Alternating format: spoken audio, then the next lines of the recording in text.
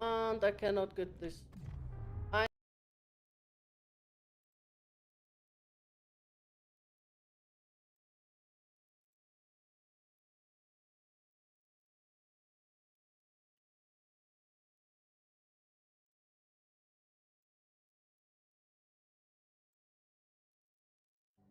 All right, welcome back to No Money Magic. This is day 21 of us trying to reach Mythic status in both standard or constructed and limited. Had an annoying day yesterday. Accidentally entered an alchemy draft. I did not want to enter an alchemy draft, but I guess I was just too quick to click. I just thought it was a regular one because Arena, for whatever reason, put the exact same card art for both events. So I didn't even know that. I guess I did know that alchemy drafts were on Arena, but I wasn't thinking about it. And so it wasn't even on this screen. It was on like a different, it was on the home page or whatever. And I just clicked in here, saw the spaceship that I've seen the past several times I've done a draft. I clicked it, and then it looks the exact same on the screen. I didn't notice the packs, whatever. They just slap alchemy on the very end. It's like I think they should put alchemy at the beginning. It's like it's very make it clear it's a different thing. Anyway, I know that it's not like a ton of cards that change. It's still largely the same format, but I did kind of lose to cards I didn't know about, like removal that I wasn't aware of, and other stuff like that. So it was annoying. I went 2 and 3, so we lost out on a ton of gems. No, I mean obviously no guarantee that I would have done better in a regular draft because I've gone 0-3 before, I've gone 1-3 before, but it just sucks to like kind of tank your win probability by that much. But yeah, anyway, we move on. We're still sitting at upper tier 2 here. We'll get back into tier 1 and hopefully hit mythic before the end. But the bad news is we're sitting at 420 gems and only 100 gold. So it's going to be a while before we can enter a standard event with the gold. Um, it's going to be at least 2 days. I think we can get up there in 2 days. I'm pretty sure because it's like I think I think I'll probably have to check again, but I'm pretty sure the total daily wins, all of them, get you 750 gold. I think that's the amount. And then you can get up to 750 on the daily quest thing. So we're gonna re-roll this, see if we can hit a 750. We don't. Okay, so it's 500. So today we have maximum 1250 gold, which means tomorrow we'll have minimum 1250 gold. We can maybe re-roll into more. But either way, obviously that adds up to 2,500, which is enough to enter a standard event. So between today and tomorrow, we should get enough gold, but we'll have to pretty much grind the whole daily wins. So basically, we're going to be playing a lot of standard before we get to draft again. But we will get to draft tomorrow at some point. Um, oh, I will say, I guess tomorrow is Saturday. It's also the qualifier weekend thing, which I did qualify for last week. So I'll be playing that in the morning. I haven't decided yet if I'm going to stream it. I might stream it. I might not. I don't know. It's a significantly more high stakes, and I do get distracted by streaming and talking and potentially listening to people in chat or reading stuff or whatever. So I may just play that off stream or record it or something like that. But uh, either way, I have that in the morning, and then I'll definitely still get on here and stream No Money Magic, uh, but yeah, it might just be later than normal. Um, but yeah, and I've decided. I think I've mentioned Vintage Cube on here a couple times. I've decided that I'm gonna I'm gonna refrain from streaming Vintage Cube until after I'm done with this season of No Money Magic, because I'm probably not gonna do it for next month because it's gonna be the same draft format. Um, so I'll probably figure out something else. I'll just play Vintage Cube, I think, on stream.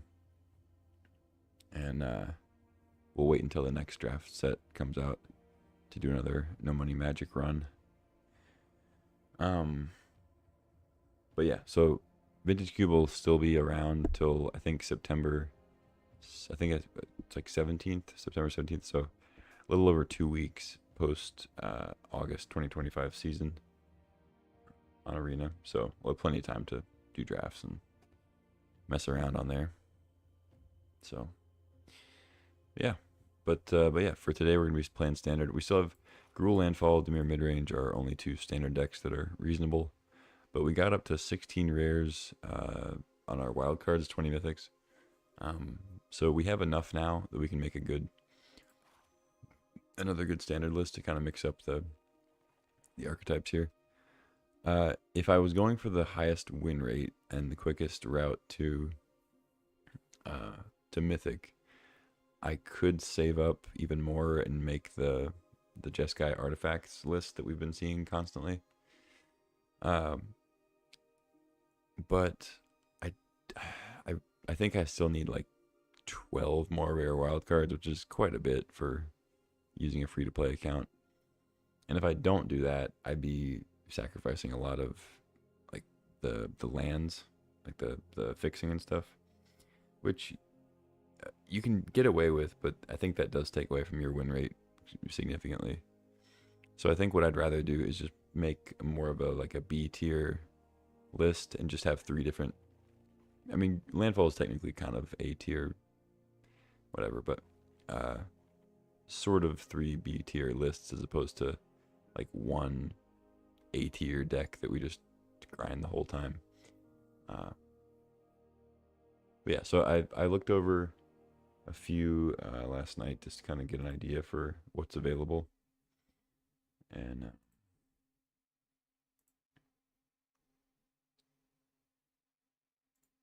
I think I'm gonna go with that black white sort of sacrifice aristocrats kind of deck.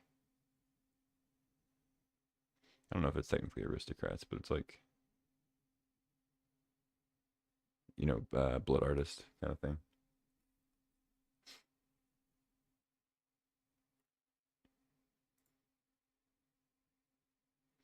With that Sephiroth, the Final Fantasy dude.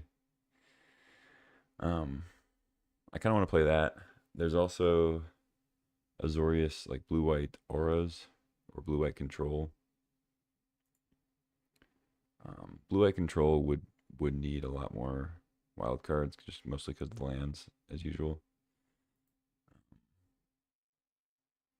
But we can make the Sephiroth list pretty easily. We'll have to forego like a couple lands, but only like 2, so it's not bad. So I think I'm gonna go with that. Could make a control deck, but yeah. I don't want the games to last forever when we're trying to grind. So yeah, I'm kind of between like Azorius Auras and Black White Sephiroth. I don't think I want to make a burn deck like mono red or red white because Gruul Landfall is like feels enough like a burn deck, I think, where you're just kind of doing your own thing. You don't really care what the opponent's doing. There's mono white life gain, which also has a good win rate. But once again, that also kind of just feels like landfall. You're not really concerned with what the opponent's doing too much. You're making massive creatures and attacking. So I want to have a little bit more kind of interaction / synergy stuff going on. So we'll see if the Sephiroth list has that. I mean, it's also definitely just. I mean, the deck's playing 32 creatures, so you're like you're not doing a lot of interacting with your opponent, but it just seems a little bit more active, if that makes sense. Instead of just play creatures, play lands, attack. But yeah, I guess we'll see. There's also 4-color omniscience lists. I guess I can move this over. Whatever. So yeah, I don't know.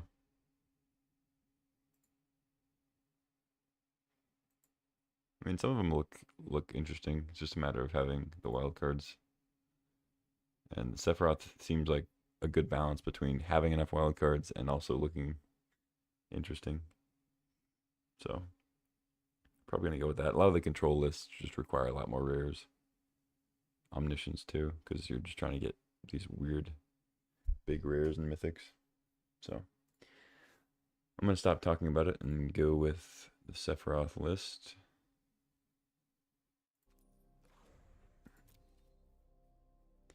And we're gonna have to make a couple cuts because of the rare shortage. So they play Duckhoven Encampment. I don't know if it's really necessary, but it seems fine. So which lands do I cut? Probably like a starting town and a courtyard. Seems to be.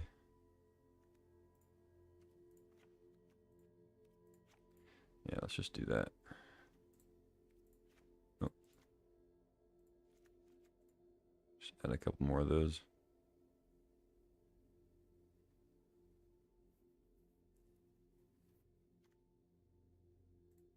Actually, no, I'm going to only play one encampment, I think. I'll make another starting town, because I'm sure another deck I play will want that.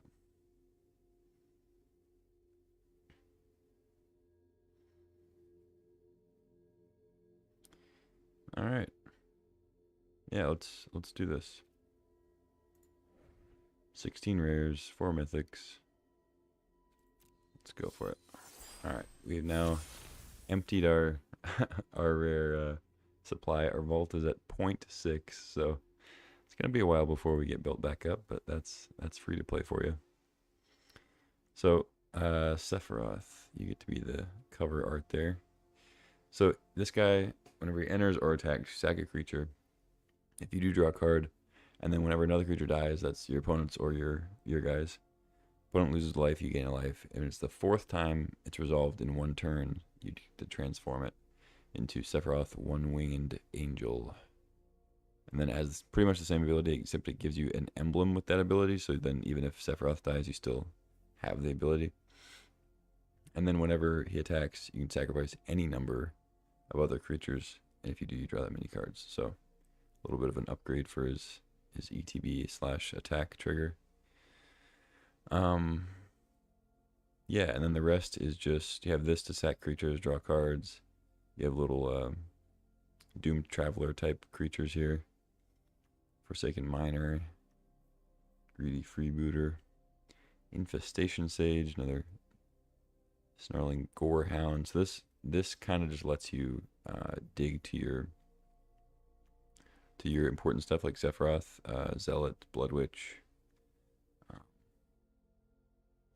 I guess you could play the 3-mana Blood Artist that's in Edge of Eternities too, but I guess people who run this deck are satisfied with 4 effects like that. So I'll believe them. Yeah, not much else to say. I mean, the deck's pretty straightforward. You just play a bunch of little shitters and then sacrifice them to Zealot, or they die on their own. Sacrifice them to Bartolome. Servandum's kind of cool too. So we played this in limited. Whenever another creature you control dies or is put into exile, put a counter on it, you gain a life. And then whenever this dies, if its power is 4 or greater, you get to blow up a non-land permanent. So pretty cool. Then we have 4 Raise the Past to return all our little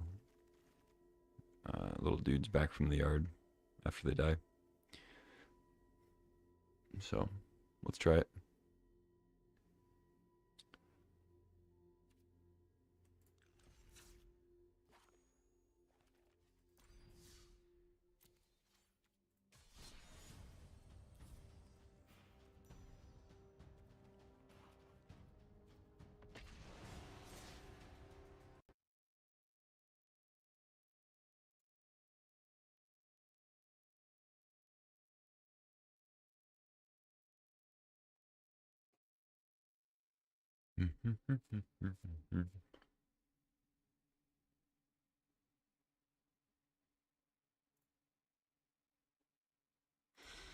Okay.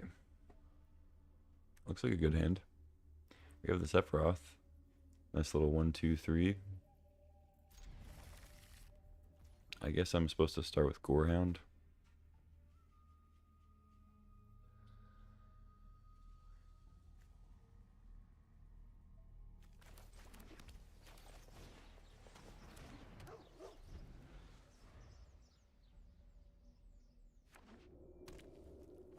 Ooh, landfall. Okay. I'm familiar with this. Although I have seen several different versions of landfall, like several different cards being mixed in, so you never know exactly what it's going to be. You gotta watch out for Mossborn Hydra. That is true for all of them. Conviction. I'll probably just get voice down, I guess.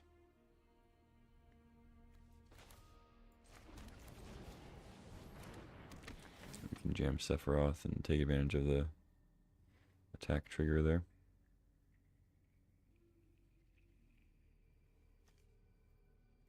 Alright, so that belongs in the graveyard for sure. Let's get in there. I fully expect to make some mistakes in the early goings of this deck, but we'll do our best. That's strange that they wouldn't have a 2-drop in landfall.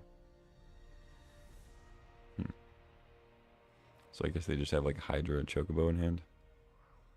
You can try to bank on that. I mean, I've done that before, I guess. Do I go for Sephiroth here?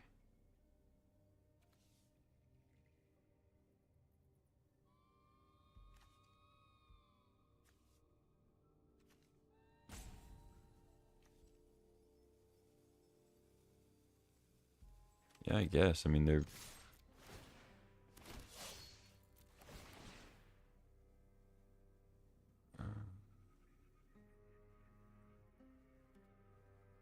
Sure, I'll keep that, I guess. I know what deck they're playing, so like I know they're not going to have any instant speed answer to Sephiroth.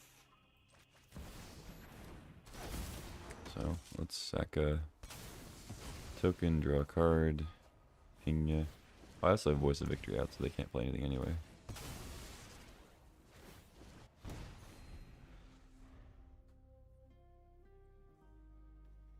Alright, I think we pretty much got the dub. Yeah, they're going Chocobo first too. It's like, there's no way they win now, unless they have some way to give haste.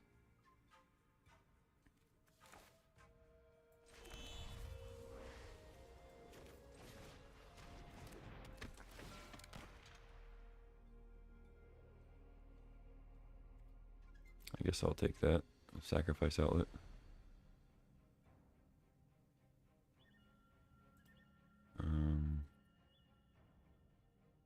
And then what do I do? If I attack with Sephiroth, they trade, so...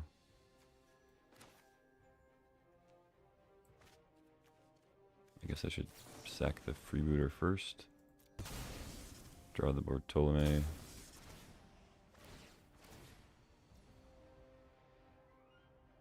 Get rid of the battlefield. Decline. Keep on top. Treasure. I guess I should have drawn first, because I knew it was on top. Alright, we drew another sack outlet. Surveil 1.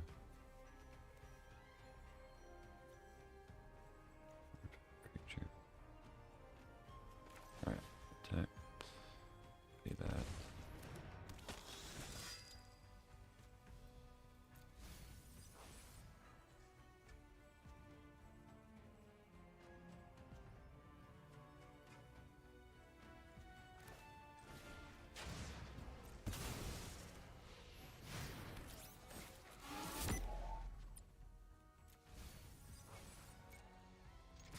Attack.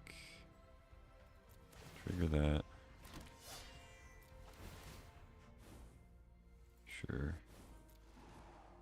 think I'm gonna win here anyway.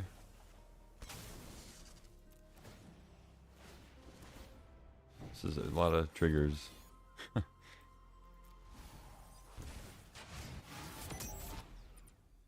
then go to blockers. They block Sephiroth. And then I sacrifice stuff.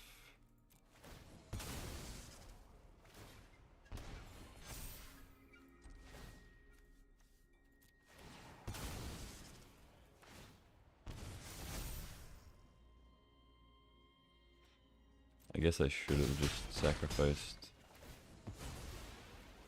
pre-combat to... I don't know. I don't know if that would have been better or not. I mean, my opponents didn't really do much, so got to run over him. I'm sure we'll play against a deck with interaction soon enough. I do feel like this deck has a little bit better shot against the artifact list just because it has non-combat ways of dealing damage and getting value. Like better than the landfall deck, I mean. But I could be wrong. Landfall can win really quick too. But like having Voice of Victory is nice against the Saw Blades. I'll keep this. Plains, probably life gain, yeah. Basic Plains turn 1 usually means that. Alright, let's go Gorehound, see if we can outrace the life gain deck. This does seem like a deck that actually would struggle against the life gain deck because it's trying to... Like, this deck definitely wants to play against an opponent that's not... Like, that, you know, it's starting at 20 and not gaining any. Getting down with the kings and stuff. But we do have chump blockers for whatever that's worth.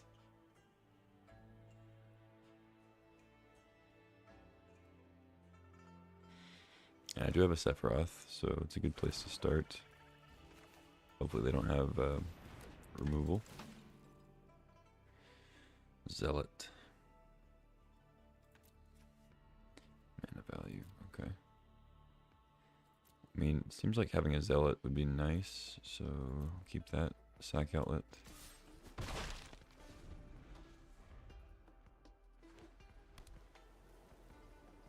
I could jump with the Gorehound, but I think I'm going to want to jump on a later turn.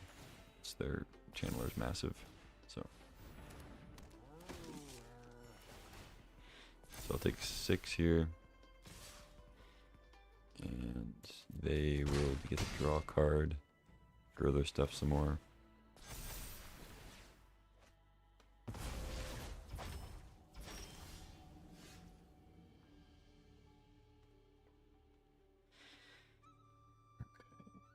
So, Sephiroth.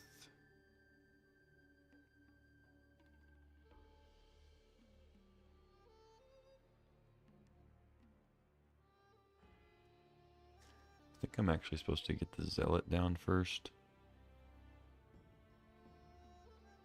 So if I go Godless Shrine, go to 11. Play Zealot. Block with Gorehound. Sack Gorehound, draw 2 cards. I think I should be able to take a hit from the Pride Mate. And then next turn I can Sephiroth.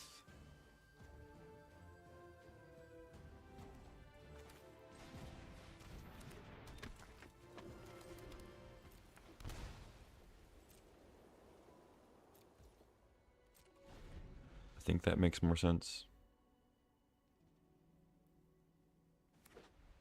Because then I can transform it.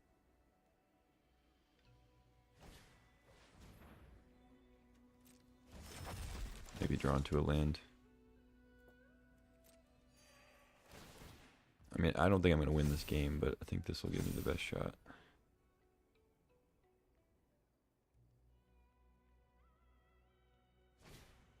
Alright, they're double Hyliang, so it's probably good for me. Need to gain a lot of life, though.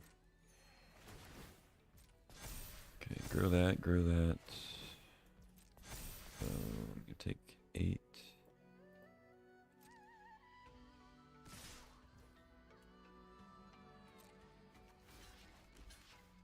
Block there, go to 3.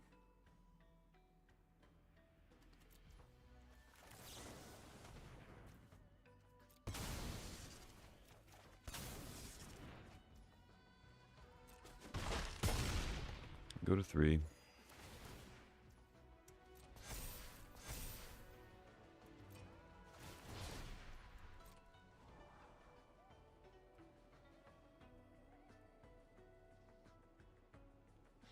They get to scry 1, draw a card.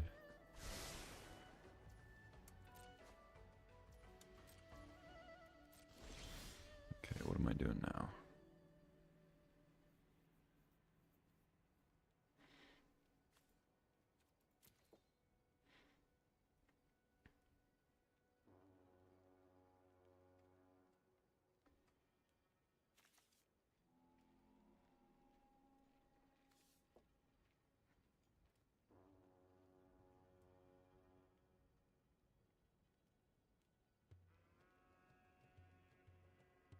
I don't think I need to draw. I should probably play Sephiroth first, though. Trigger. Trigger. I guess there's not really a way for me to trigger it 4 times if I don't draw a card.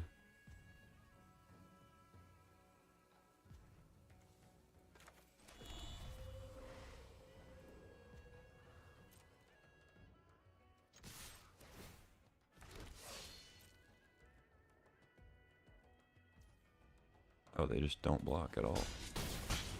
Well, that works out pretty good for me.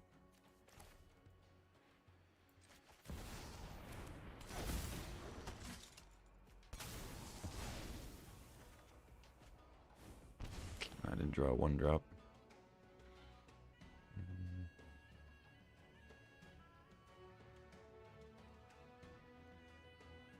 I guess I'm dead.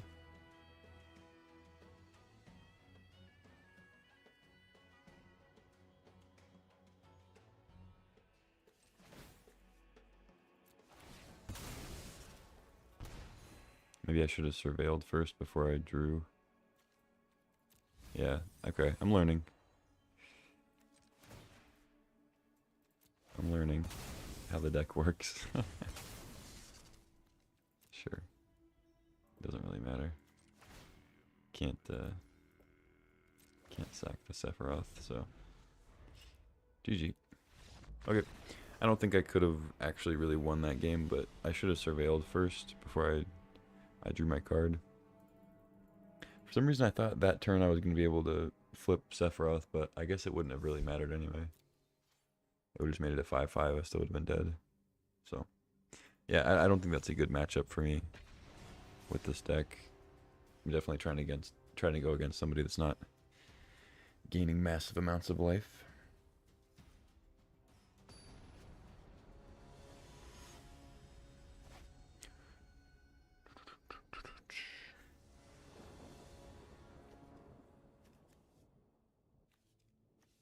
Bleach Bone. Okay. What's up, Diluted Skiff? What is No Money Magic? It is a free-to-play account on MTG Arena that I'm trying to get to Mythic in Limited and Constructed, not spending any money. So that's the idea. I think this hand's okay. Starts as a black source, so I think we're good. Keep. I think I play tap lane first, unless I draw another untapped source, so that I can go Zealot or Blood Witch turn 2. I don't think getting the Sage out turn 1 is super important against mono red. Although now drawing Gorehound is kind of nice because I can start surveilling. Yeah, maybe I'll do that. I'll play the Gorehound and then we can go stage next turn and surveil.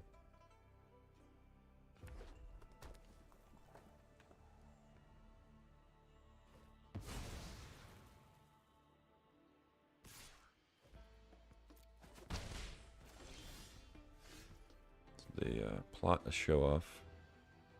We draw a second Sephiroth.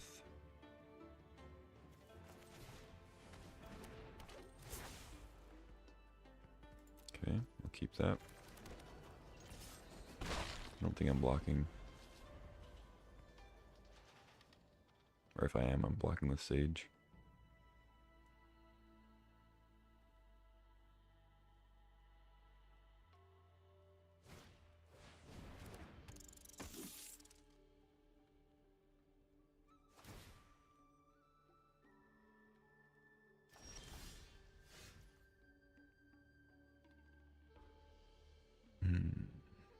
Okay, what do I do now?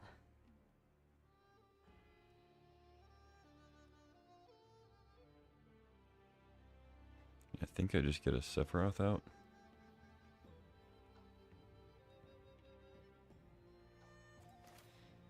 Yeah. That's pretty much the same as playing like Blood Witch Conviction.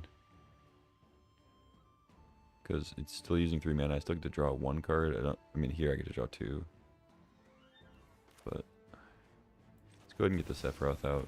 It blocks better. If they kill it, I have another one, so it's fine.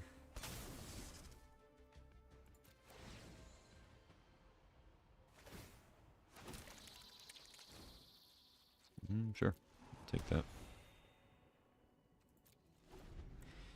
No attacks, go ahead.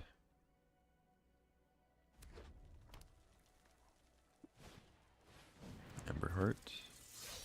See if they have the Monstrous Rage. Looks like they do.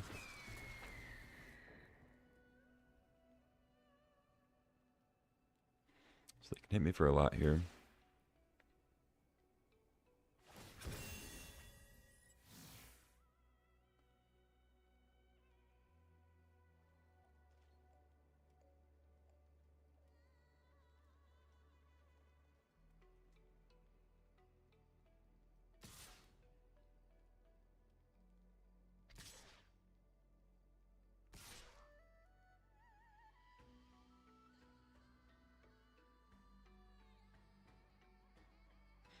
So if they go trample on the challenger, I definitely don't want to block that. It'd be 10 damage. I'll block the show off though. If they want to give trample to that, that's fine.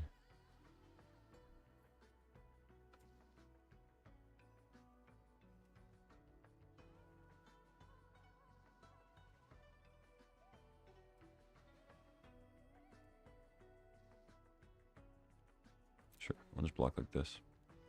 Probably take a lot. They're showing Burst Lightning as the exiled card here. But I'm sure they're tempted to play Monstrous Rage for the double strike.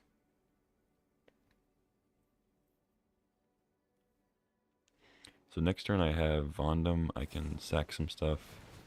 They're going to kill the Gorehound. Okay. Sure, I guess that works. They'll play Rage next turn.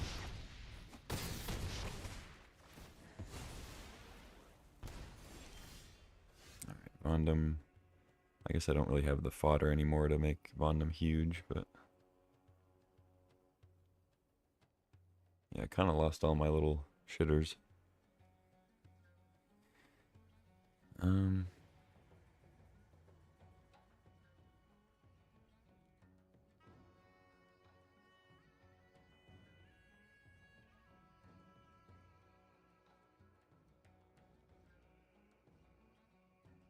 So I'm pretty sure they have Monstrous Rage in hand. So what do I do about that?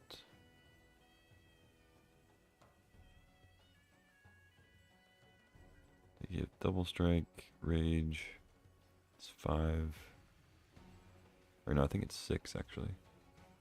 So I'm dead to that.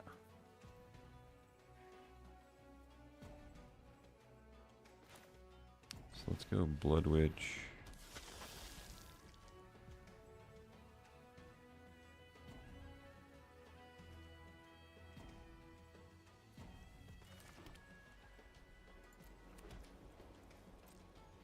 I'm not actually sure what I'm supposed to do here. Rage is banned? Oh, I didn't realize Monstrous Rage got banned. I knew like some cards from that deck got banned, but okay, maybe they don't have it. Thank you, Christopher. Oh, turn inside out. What dies manifest dread? Okay, so no trample though. Alright, well I would have made different blocks last turn if I knew Rage was banned. I thought it was just like the ley line and something else. But I guess it makes sense.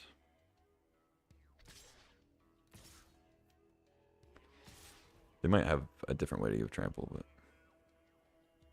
we'll see. Alright, go to blocks. Don't really want to block with Sephiroth, but I do have another one.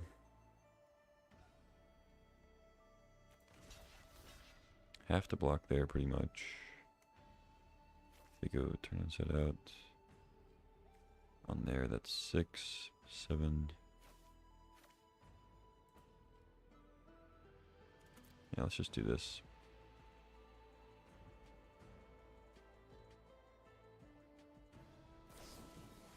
Yeah, there's the trample.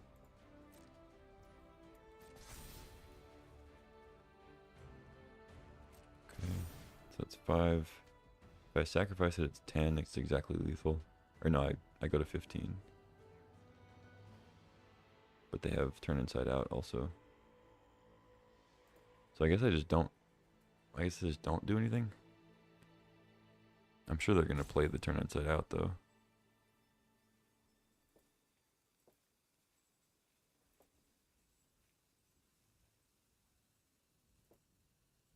Yeah, I don't know, whatever.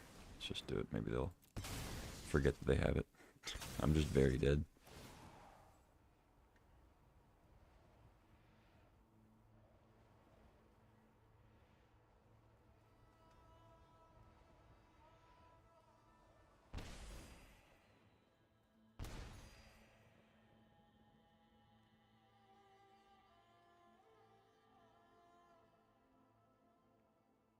Okay, what are we doing? Play the card.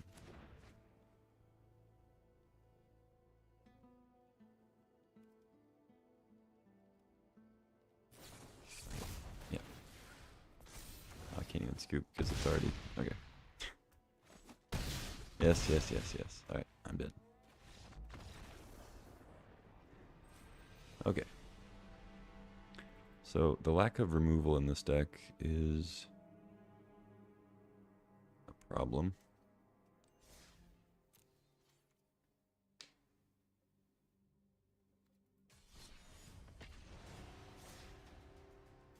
But let's try it out some more.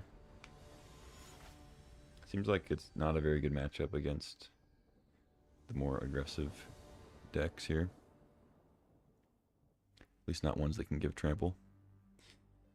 Miner, Gorehound. I know double white raised the past, but I think this Misshand's keepable. We have Surveils with the Gorehound.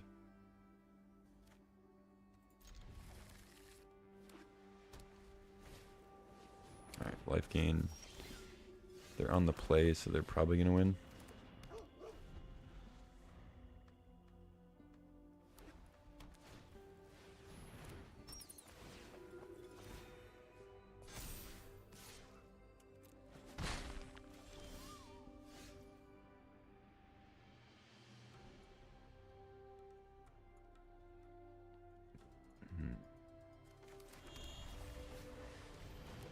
Let's get the Blood Witch down. I mean, that does give me double white. But, nah. I feel like last time we played them, I don't think I'm blocking with Gorehound this turn, so... I'll just get in for one. Hell yeah.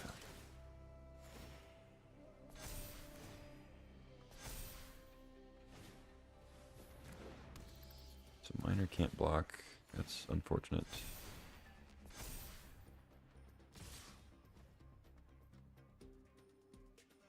Kind of wild that they're attacking for 8 on turn 2, but they just have a 7-6 turn 2. No big deal. I guess it's turn 3, yeah. They missed a land. Whatever.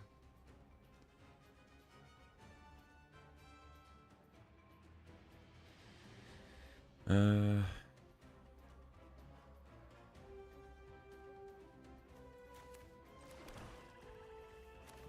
let's go Blood Witch, block and sack.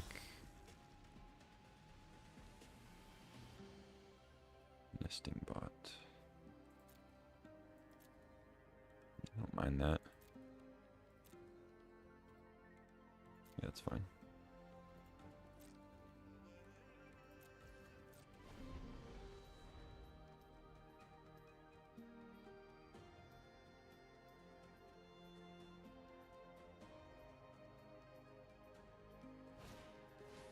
Chandler, okay.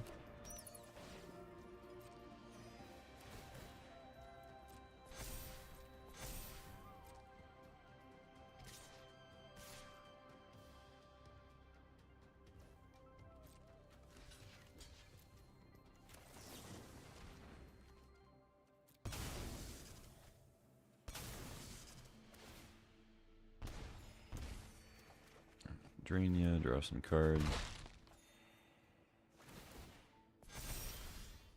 Sephiroth, there it is.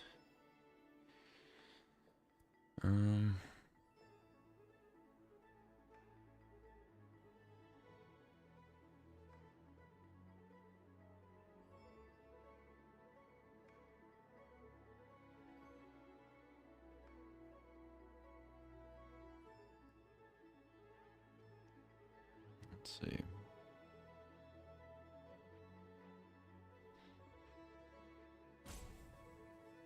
If I go Nesting Bot, Godless Shrine, Sephiroth, I go to 10. Sack the Nesting Bot, go to 13. Chump. Probably go down quite a bit.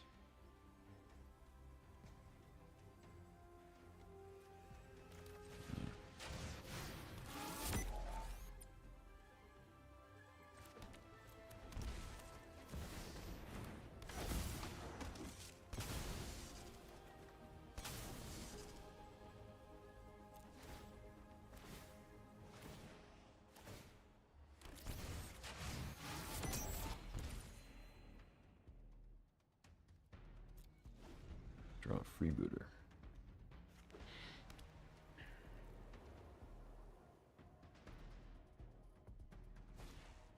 Yeah, they had sheltered. Shit. That's probably GG.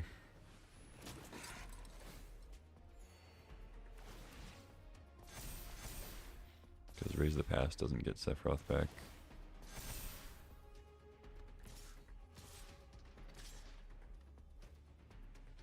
I mean, that's probably what I'm doing next turn, right? Just get everything back. So I should just block with everybody. I mean, I guess I don't need to block with everybody. But I should jump twice. Actually, I shouldn't jump with the token. Or maybe I just jump with the token for this turn. I can go Zealot, Miner, Freebooter.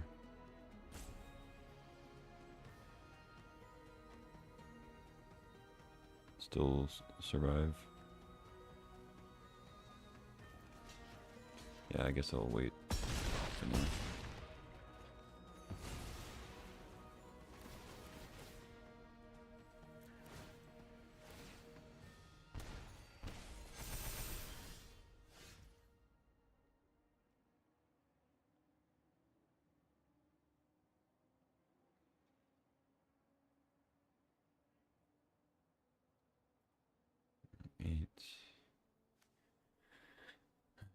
Miner can't block, but I can gain some life to maybe not die to Channeler. Like, they're just gonna play Halia or like 2 creatures or something, gain a bunch. This Channeler will be lethal. It's annoying. Alright, let's just do it. We're probably gonna have to block with a Zealot or a Blood Witch. That's okay.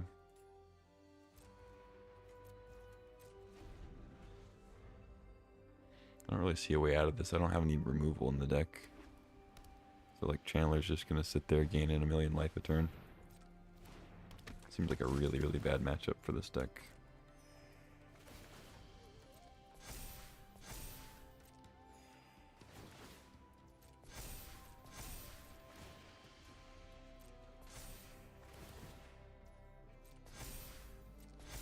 So I can still gain 2 life off the miner, even though it can't block. Attacking with the Vanguard also. Makes sense. I guess I can sack the freebooter now. They don't gain 17 for whatever that's worth. So block there. I think I block with Zealot.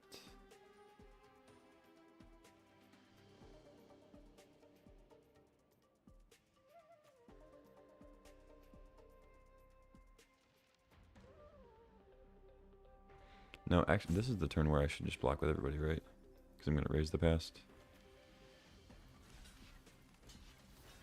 Oh no, I should block here and trade there.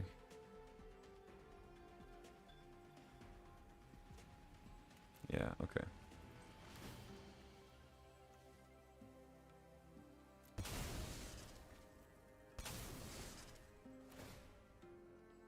I should also sacrifice Fondum. I wish it was a Surveil. If this was the... Oh, okay. So I should keep it on top and then surveil it into the graveyard. Okay. We're learning. We're learning. And then sack the miner too? Yeah. Definitely.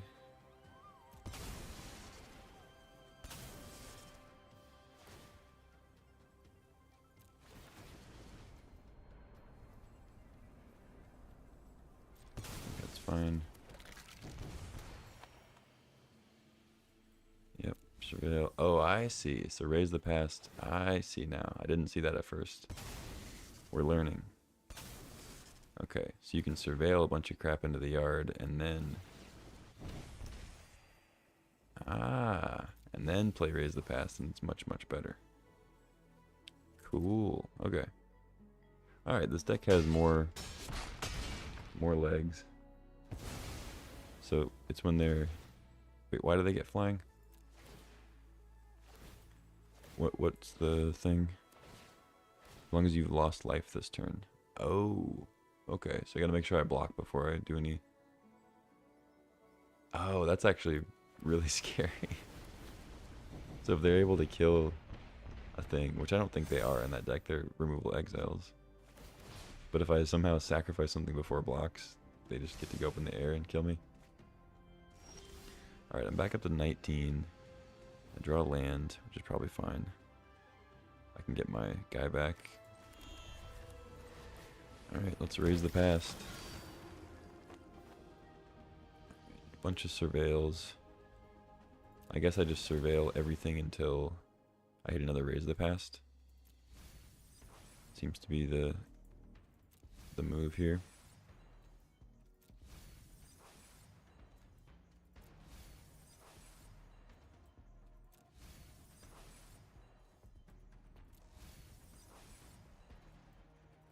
Get another miner in the yard. Yep. I think I've been Sephiroth too. I have several more surveils left. Plus the Zealot surveils. Conviction. Yeah.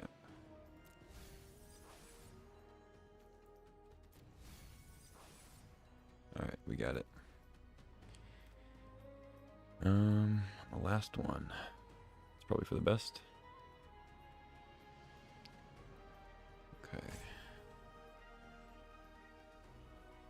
So I can make Bondum a thing, but I can't pay the ward cost this turn. I guess I can if I sack Freebooter. Should I just do that now? guess so.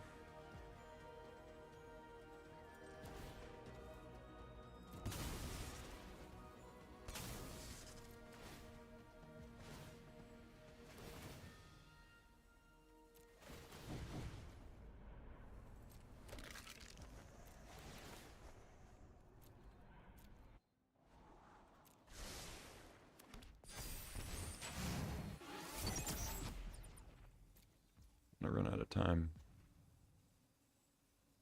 Oh, I'm an idiot. Ah, I'm a fucking idiot. Okay, I just wasted my mana to kill that channeler. I might be able to just kill them this turn though.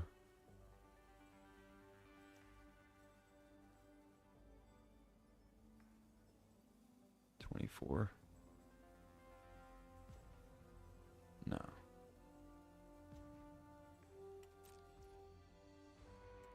Okay, well I messed up there. But I don't think I die unless I accidentally sacrifice a thing.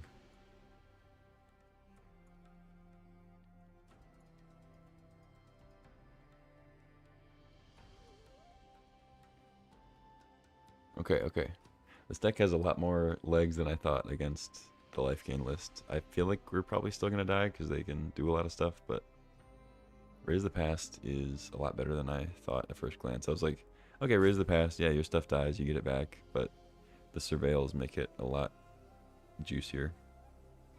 You just throw every creature you see in the bin and then Raise the Past a million things. Alright, Pride Mate's fine. That doesn't really do anything. I mean, it's a creature to trigger and stuff, but it's not all that relevant. Okay, sure. I think I might actually win here because I can stop them from gaining life by sacrificing, like blocking and sacking.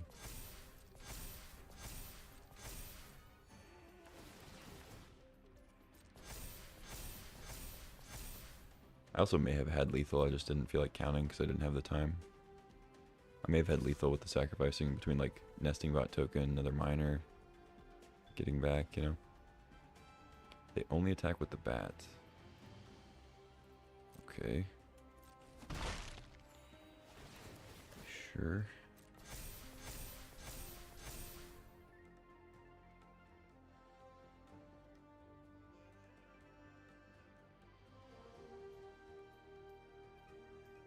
Alright, take my turn. They draw cards. Now I draw Raise the Past, and then I just surveil a shit ton. And then get it all back and win again. Okay, seems good. And they can't play spells on my turn. So let's do it.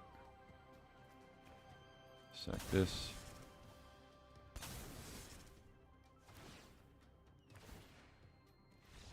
Alright, GG. Sweet. Okay. We got there against life gain. Yeah, this deck is cooler than I thought. Raise the Past is much more of a linchpin than I initially realized. Cool. Now we know more of the game plan.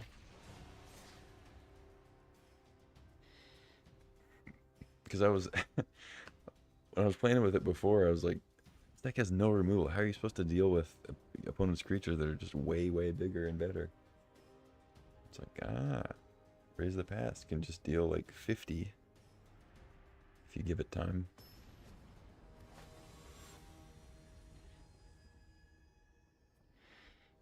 It's funny too, like unless you're looking for something really specific, like a Blood Artist effect, you can just kind of surveil everything into the yard the whole time. Makes a lot more sense why Gorehound is being played.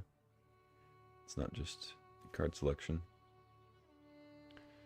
Yeah, I think I keep this and double Gorehound. I can just go find what I want. Seems good.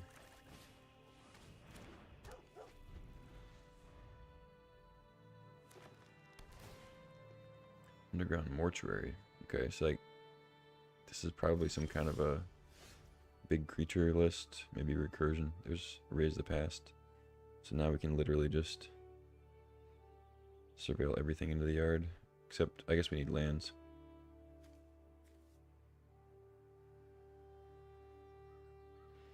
Should I play voice first? Nah, I'll just play Gorehound. Maximum Surveils. Sephiroth. Yeah, I gotta bin that. I don't have the mana.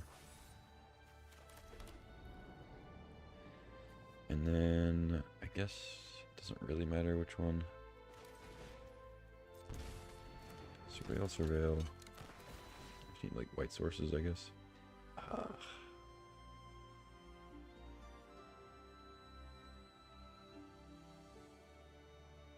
think I have to bin it though, right? I mean, I need the mana. I'll bin a swamp. Will I get more surveils next turn?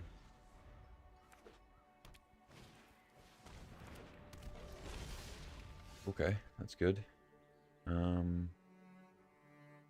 Yeah, might as well just play voice because we're not going to be able to play two things this turn anyway. Nesting bot, no.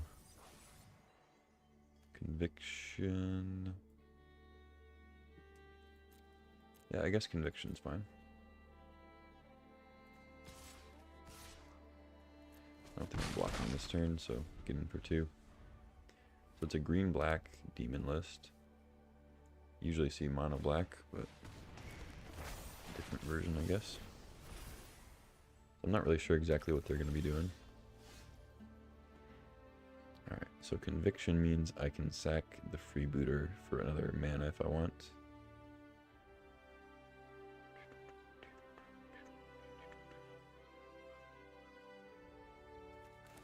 So I'll play Sage first, Surveil first.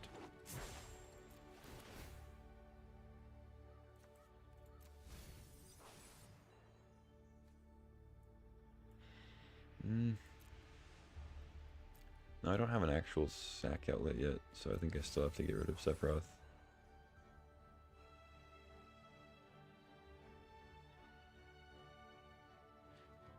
And then let's play it now so we can maybe hit a land.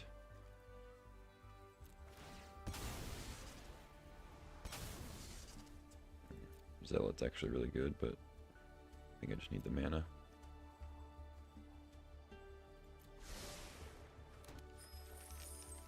Draw one anyway. Okay.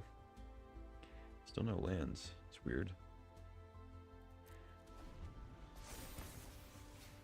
Alright. Hopefully we hit one next turn. Looks like we have a little bit of time. Okay, maybe not. Maybe not. Scout. Explorers, okay. So maybe some kind of counter synergy thing too. Beyond just the Boroid. So you can hit me for 10 here.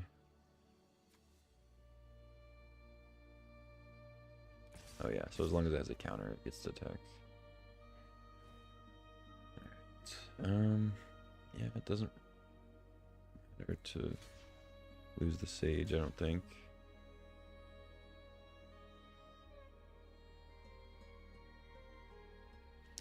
And, I mean, I kind of want to keep a Gorehound, but I guess I'll just take 5. It's better to just have things out. Right?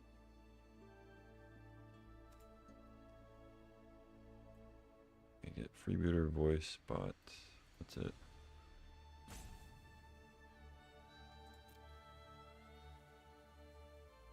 Yeah, I'll just... because I would have to double block the wall anyway. I'll just jump the guy. Surveil. Throw more in the yard. Find a land eventually, I assume, but... there we go.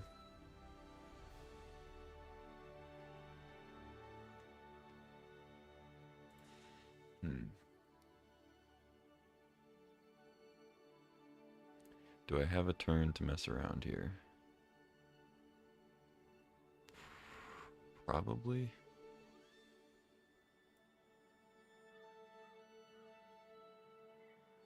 If they have a way to give trample, I guess I lose. What's this third thing? Draw a card. It says menace, so I need 5 blockers. I got 5 there. but I pretty much died at any removal because these things are going to be massive. They probably have another way to make the Boroid bigger. I have 2 Raise the Pasts, so...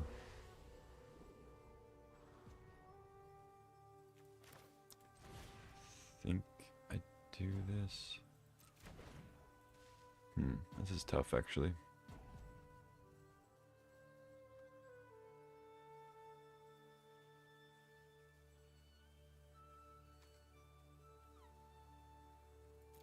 Yeah, I think I should just pay...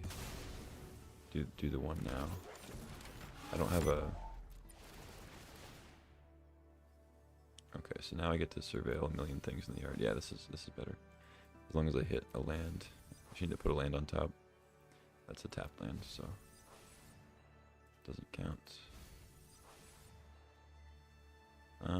I have a million more surveils, so I think I could keep going. Yeah, I need a Blood Witch anyway. Alright, that's great. That's great. Okay, now... Another Blood Witch, perfect. Yep.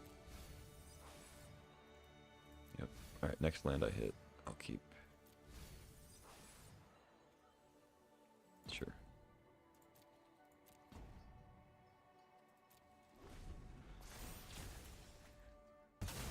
Alright, please don't give trample everything. Oh, they lose that. Okay. I think I was probably still supposed to play the raise there because I have another one. Oh no, I did have another one. Whoops. Well, now I might be dead.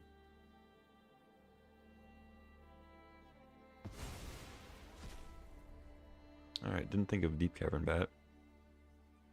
It's unfortunate.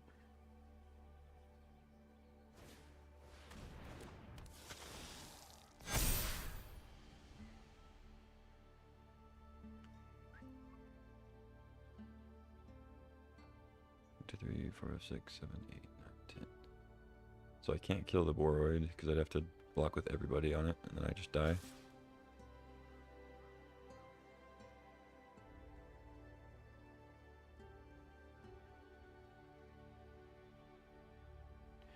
I need to throw the Godless Shrine on the bottom if they let me block.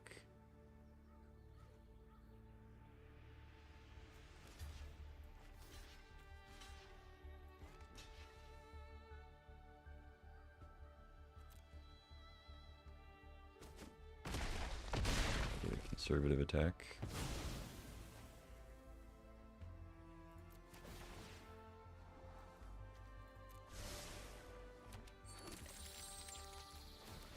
Surveil. Do I have a sack outlet? I have Zealot. But I need to draw a land. Like, I have to draw the land off Sephiroth. I have 2 flying blockers. They'd have to have removal. I think I keep it.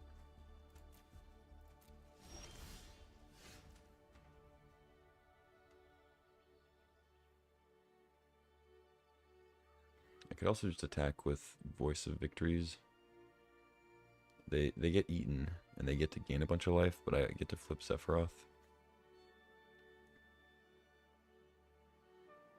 I don't think that makes sense, though.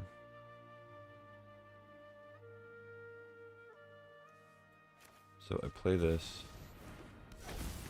Sack the bot. I draw Courtyard. I get to surveil. So I did draw a land, but just not an untapped one, unfortunately. Yeah, I guess I keep that. Sure.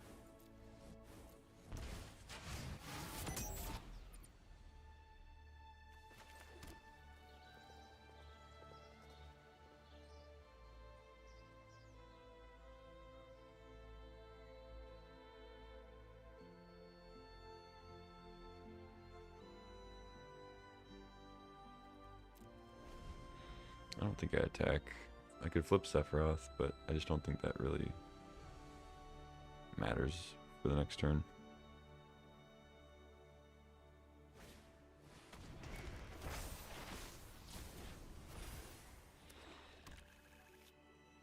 If they have a way to give trample, I'm dead.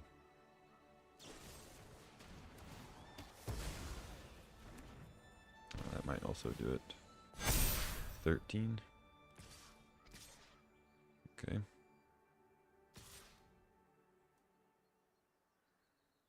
Okay, so they're gonna let me flip Sephiroth if they attack this way. Okay, I guess I'm flipping Sephiroth whether I like to or not.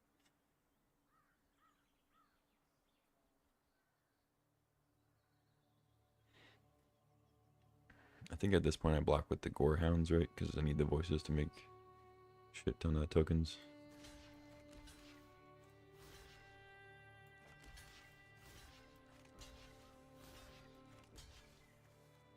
I think this works. I actually think I'm sort of favored to win now. Go to 1. They go to 1,000,000.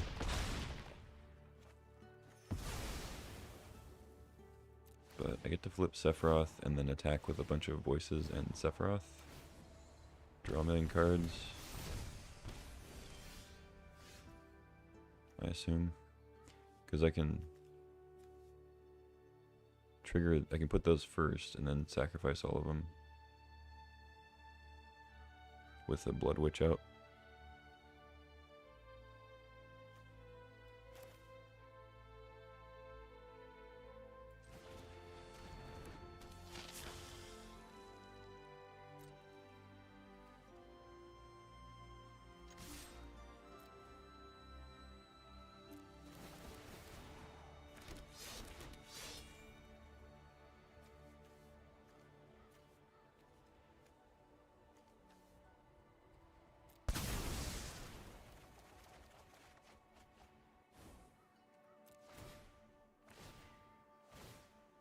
So it's definitely not enough to kill them right now, but I got another Blood Witch, plus land, plus Zealot. What does that do? Probably still dead.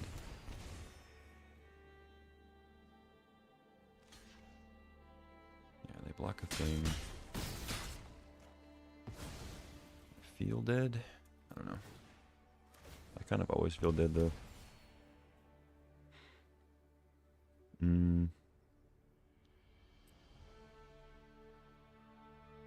So if I go Zealot Blood Witch,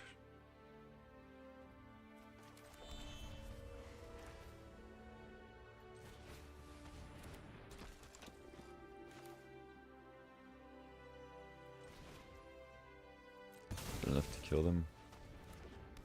Seems like it is. Yeah, it's gotta be, right? I get 3 triggers on the voice and the voice.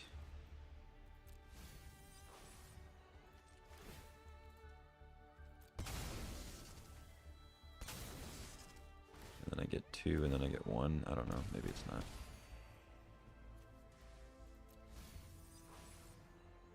But I'm not surviving otherwise, so.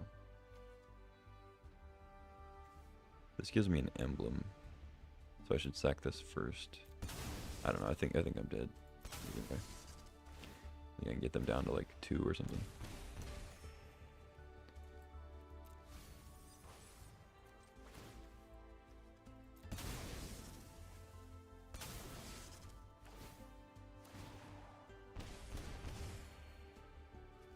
I wonder if playing the Miner instead of the 3rd Blood Witch would have done anything. Probably not. This puts them 2, 3. Okay, they go to 3 and I die. Cool, that was a close one. No, I think 3rd Blood Witch definitely accounted for more life loss. Instead of having like 2 Blood Witches plus Miner getting back a couple times.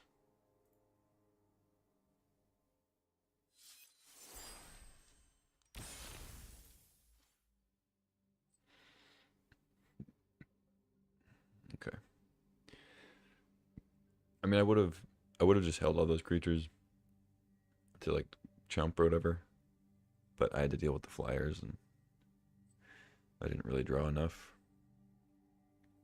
But I needed to draw. I don't even know what would have been enough. If I drew, I think if I drew like double Infestation Sage or like another pirate guy, I could have done something there. But I needed the sack outlet, so I had to draw a zealot. Or, well, I already had a zealot, I guess, but I had to play a zealot, which left me 2 mana. But I think if I drew like a pirate and a sage, I probably could have done it, because pirate would have given me more mana. Sage would have given me another trigger. Another creature, that is. But then I guess Blood Witch, I don't know. It would have been close. It's an interesting deck to play. Obviously, if they hadn't played Deep Cavern Bat on my Raise the Past, then would have won that pretty easy. But my opponent's allowed to play cards too, so can't blame them.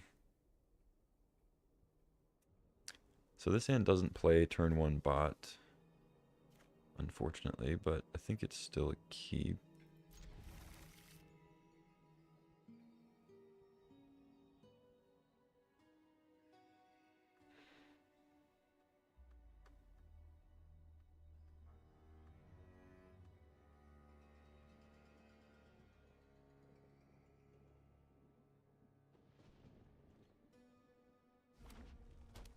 Uh-oh. They mulled to 5. Swamp go.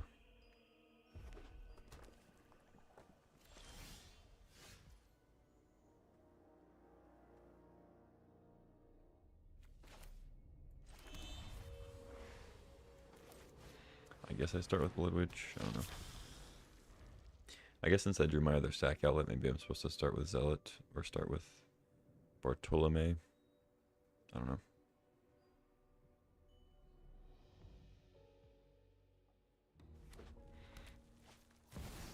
Nemesis. Uh-oh. That's going to be a problem. So if they're able to deal damage to it, I can't gain any more life. Like if they have the Witch Stalker's Frenzy, they can deal 5 to it, deal 5 to me, and then I can't gain life. That's an issue, of course. Alright, let's play Zealot and Nesting Bot. I'm just gonna attack, because I'm not blocking the Nemesis.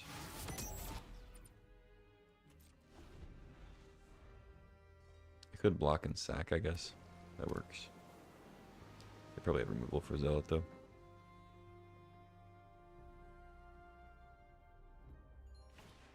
Yep. Alright, I'm gonna sack this. I'm not blocking with it.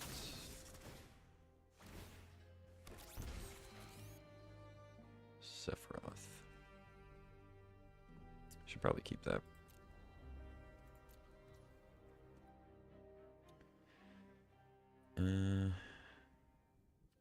Yeah, alright. Now I'll let it resolve. Drain him again.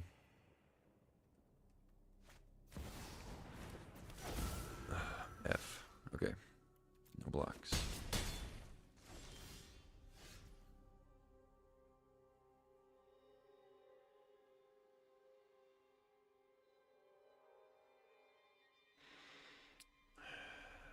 Kind of want to play land first, just so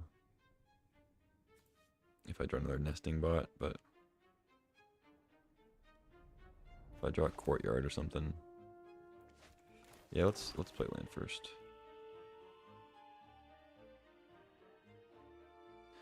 Actually, maybe I'm supposed to play Bartolome and Blood Witch.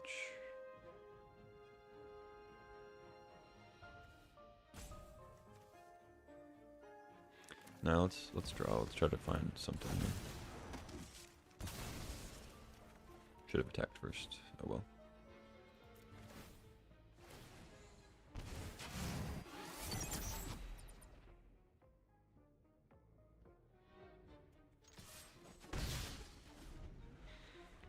All right, back up to 15. So I can't play Sephiroth, sack Sephiroth, because I have to make my legend decision before the trigger happens.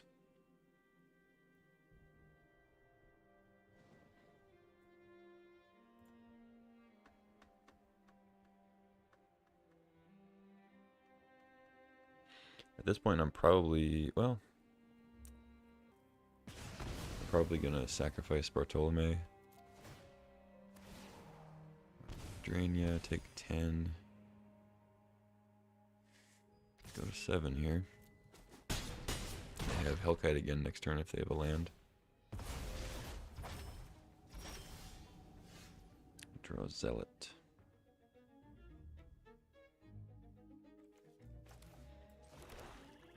Okay. Let's see.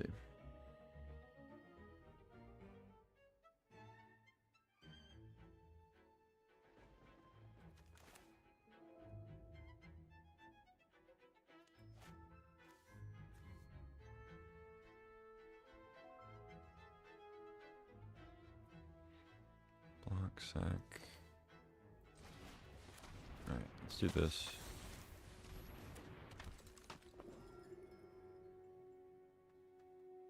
So if they Hellkite, I sack the Blood Witch, I gain 2. Block, sack, Nemesis. I don't get any pings for that.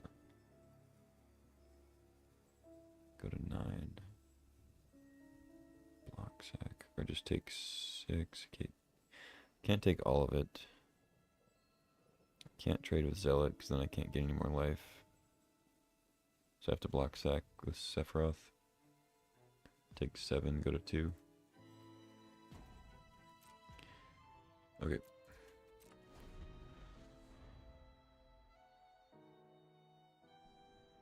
See if they have the land here.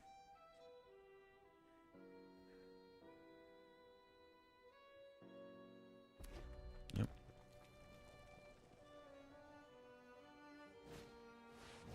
Yep. Yep. Yep. Yep.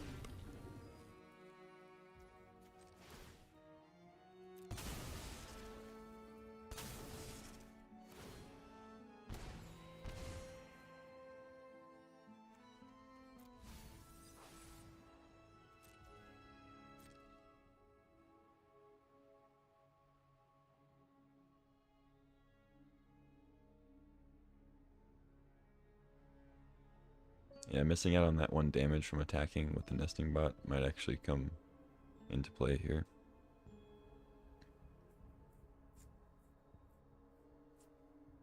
Because I get to hit him for 3 with the Zealot, and then play Sephiroth, put him down to 6. Could definitely be relevant. Alright, let's go to blocks. Block, sacrifice.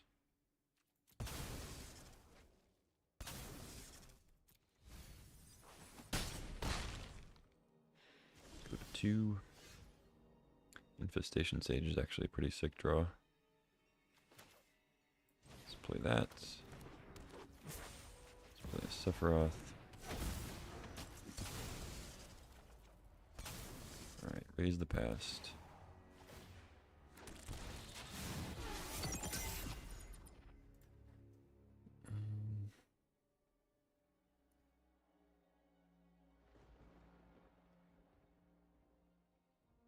So I don't attack because I can block Sanctuary if that's their play. So block Hellkite. Block Nemesis, sacrifice. Block there. Okay, if I can survive a turn. See if they have removal here. If they can kill Sephiroth, I'm dead.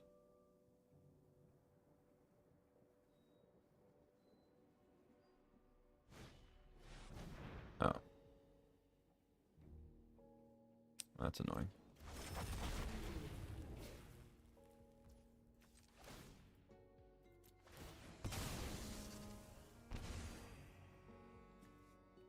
Can't block though. It's funny. Alright, I mean, Hellkite off the top is kind of whatever. That'll do it. Close one. deck is interesting.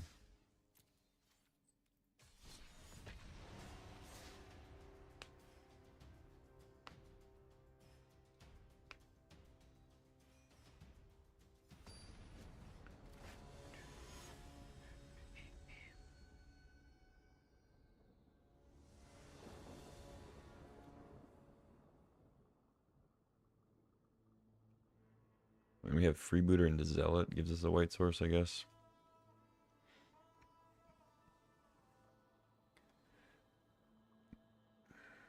Yeah, probably a cube.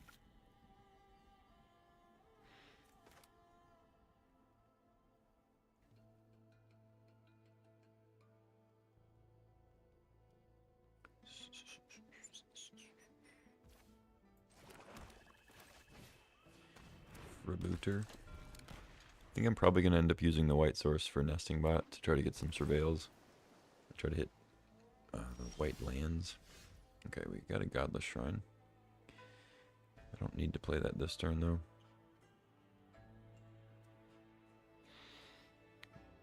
Would I rather play Voice first though? Maybe.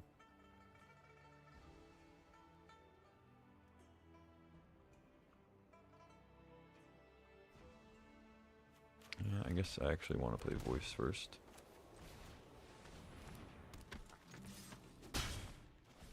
Get more surveils next turn, assuming they don't have removal. Jeskai control looks like, yeah. It's unfortunate.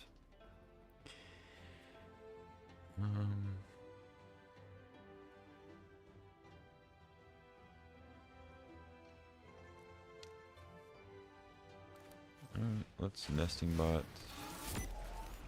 Zealot.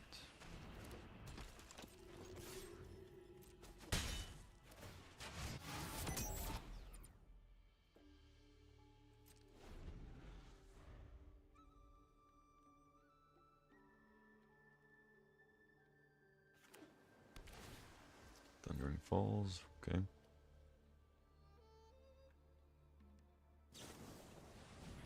Lightning Helix, okay. You fell in for the classic blunder.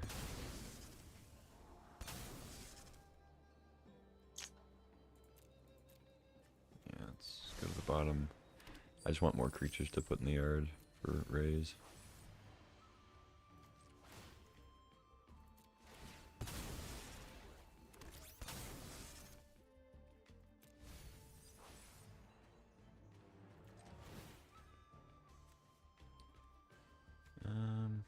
Yeah, I think I do sacrifice that. Keep that, might as well.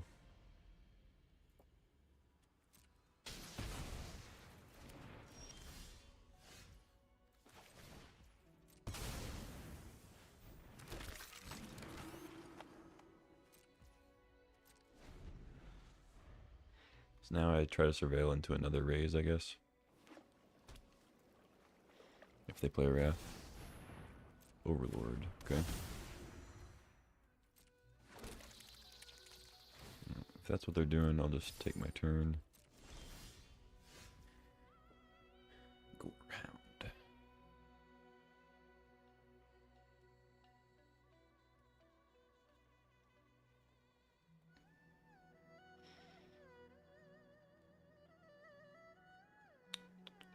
Yeah, I guess I play that first to get some more surveils. And then we can use the treasure to play Sephiroth.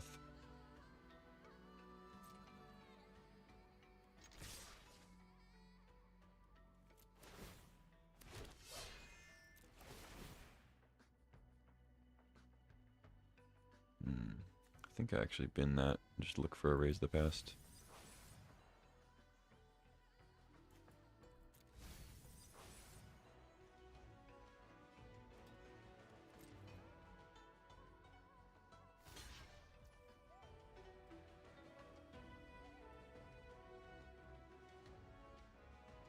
I don't think I really care about them losing a 2-1.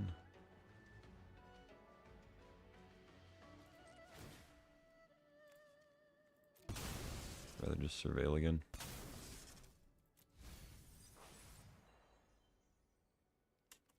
Alright, take a chunk.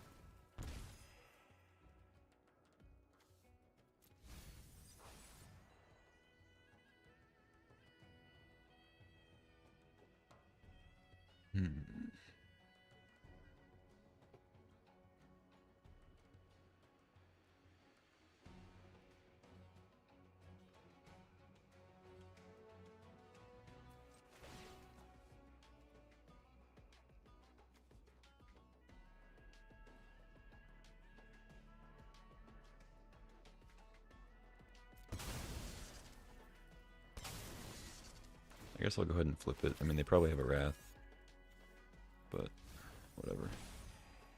Might as well flip it now. There's the double white for the raise.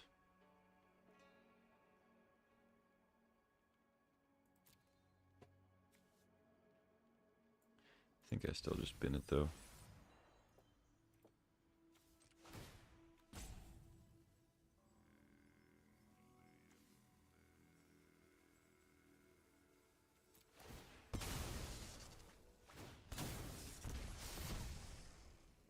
Okay. So we get the raise. We still need a white source. If they sweep now,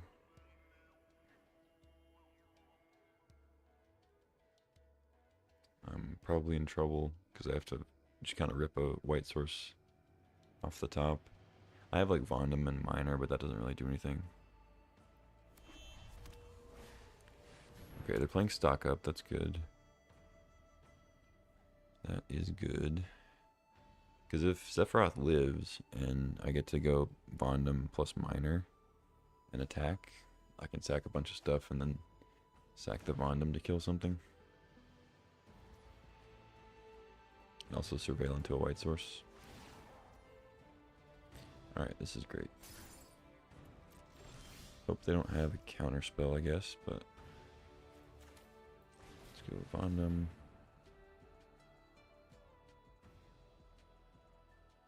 Yep, no more lies.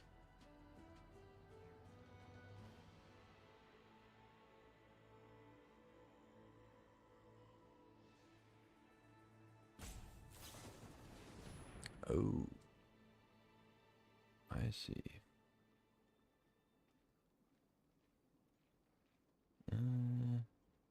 Okay.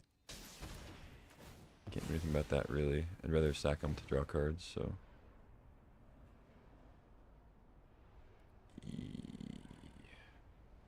Might as well. I guess it's the same as playing one for my hand, pretty much.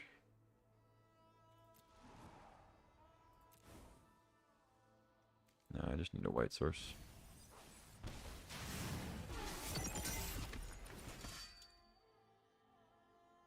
Although... Sure, I'll keep that. And then we attack here.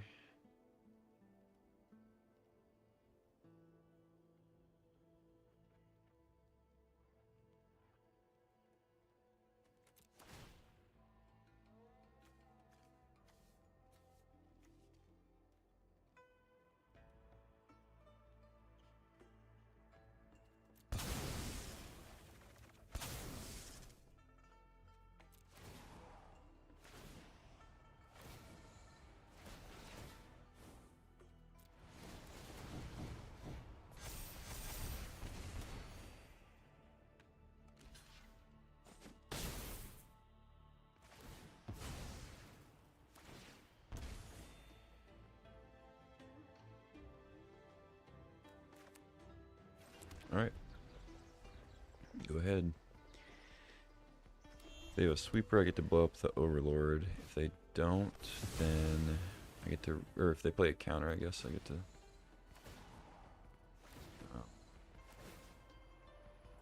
attack or whatever. They could still have no more lies. Which would suck.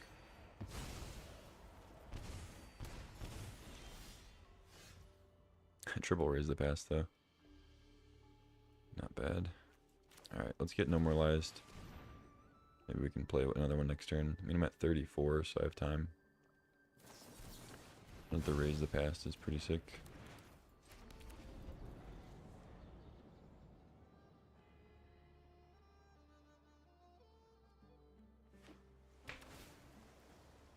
They could have 3 counters though.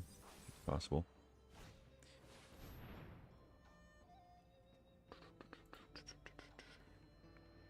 stock up. Pretty reasonable for them to find another counter here, so I don't expect this Raise the Past to resolve.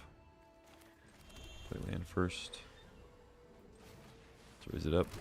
Okay, it resolved. GG. Nice. Cool. I don't have a winning record with this deck yet, but I'm getting used to the feel of it.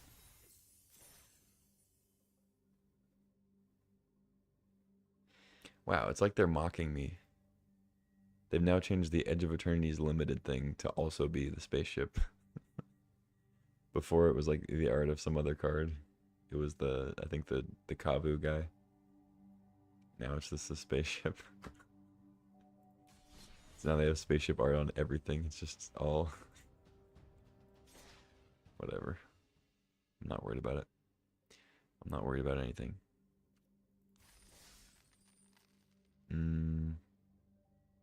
I know I'm not worried about any of this. We got this Edge of Eternity's Play Booster box sealed league thing. Obviously can't do it with this account, but it's kind of cool. Might try it on my other account. But let's keep ranking up here. Get used to this black-white list.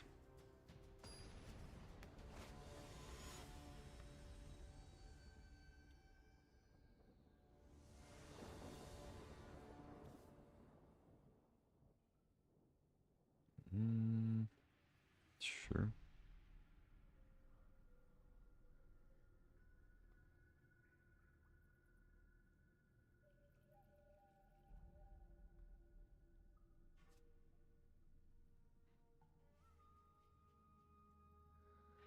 Feels like this deck really folds to landfall. But I guess that's really only if they get a Hydra, which is kind of the case for every deck. As far as folding to landfall, I'll keep this. A Gorehound into Sage.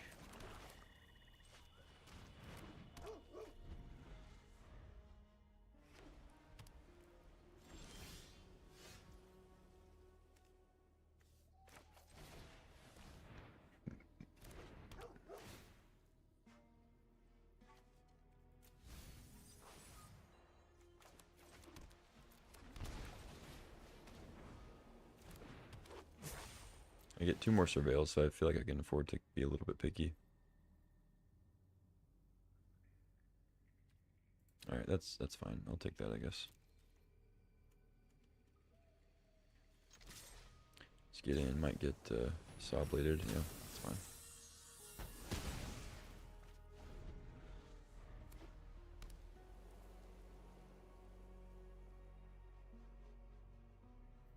Just the artifact list. Double planes. So maybe it's not. Maybe it's something slightly different. I'm not sure. They just have a weird land draw.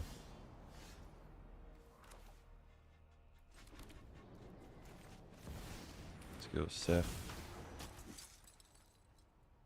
I guess I should have attacked first. I keep forgetting to do that.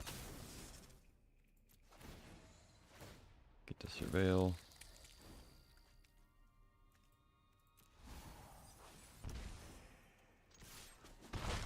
Alright, so they should be at 16. Oh well. See if they have a exile effect for the Sephiroth. Or if they're just going to ignore my side and play synthesizers. Sure, you can snare it up. I try another Sephiroth.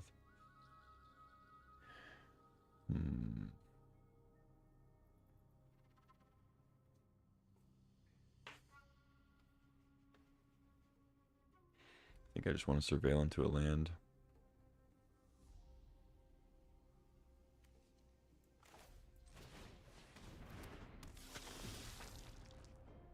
That'll work.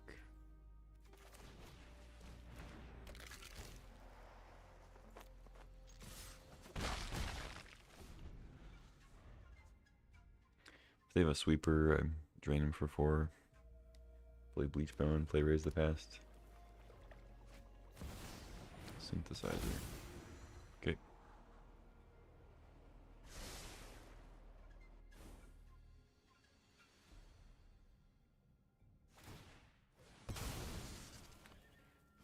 thing, get Star Cage. Yep. It's annoying.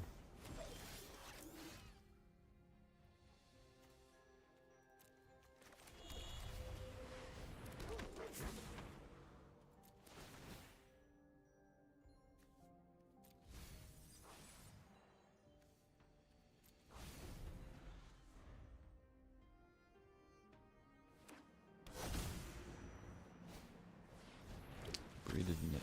Okay. Make another thing.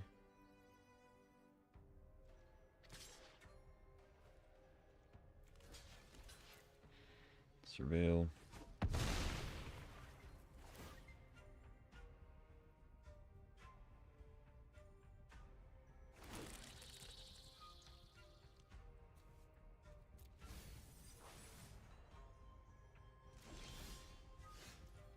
Another Blood Witch.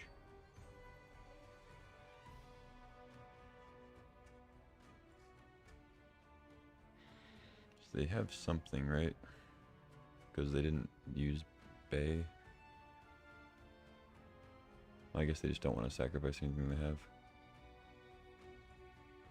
Because they just be getting the Fire Crystal thing. Do that next turn. They probably have Saw Blades. So let's just pre-combat do this. I'm not going to attack with anything. Yeah, let's just do this.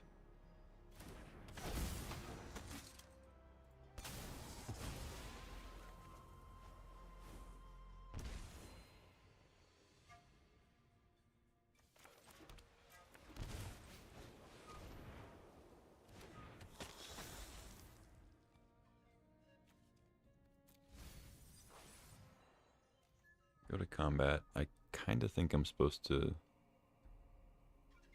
attack with both. So if they go get the crystal, they're 8/8s. If they have thing, they're 8/8s. They sack the crystal, they're still 8/8s. They another one at 9. Haste. I can still block. I think I'm supposed to attack here. Get some surveils, get some Blood Witch and whatever triggers. Try to look for another big thing. Whatever the return from the garbage. Block.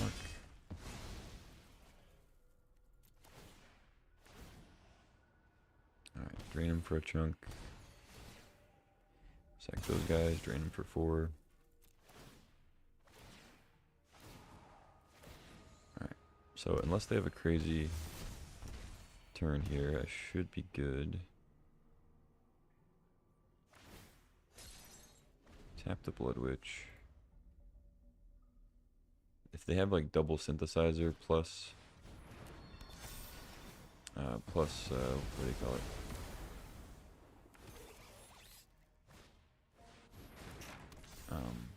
Crystal. Alright, so now I need to draw Raise the Past, or I'm very dead. Voice of Victory. So I do have an emblem. I don't think that's going to save me here, though. Because they can just go get Crystal now.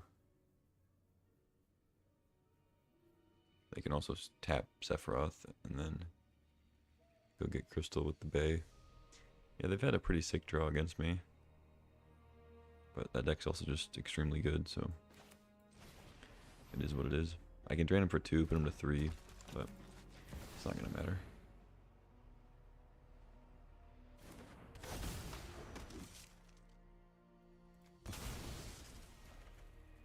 We draw a 4th Sephiroth, nice.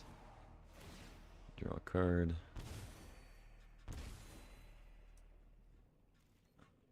Yep. It's gonna be a game. Just go get a crystal. They can also just copy something with this thing. Copy the synthesizer.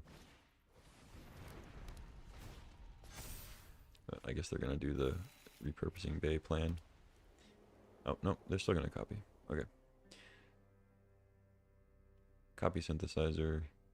Make these 12/12s.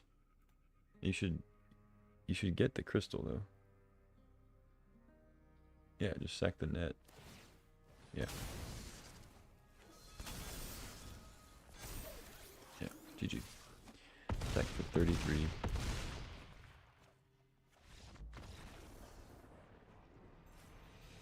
GG. I mean, it's pretty close. I draw raise the past, I win, you know. I think I actually missed a damage at some point in that game too. I guess that wouldn't have mattered. They were at 3, but...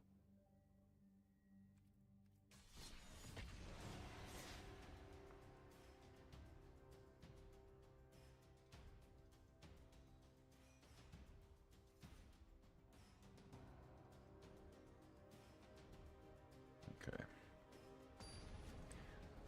I know I'm not winning a ton, but I feel like this deck is pretty solid. I mean that matchup against Artifacts definitely felt more winnable than some of the other games I've played against that deck, and they had a very good draw, and I still felt like I was kind of in it. Other times it's like they have a good draw, and you're like, okay, really? You feel helpless, but this one not so much. This hand I don't think I can keep. Go Zealot, but then I don't really have anything to sacrifice. Like I feel like I need more chaff to start with. I'm on the draw though.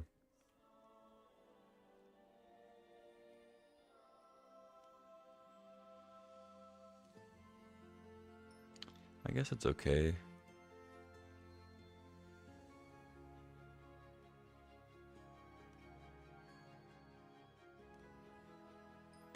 Yeah, I guess it's okay. Hopefully I'll draw like a pirate or something.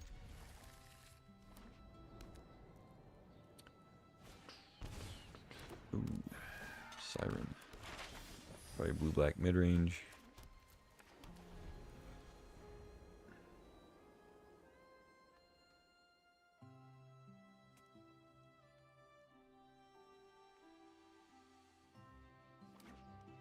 Oh, it's Esper. Bounce my stuff. Pixie thing.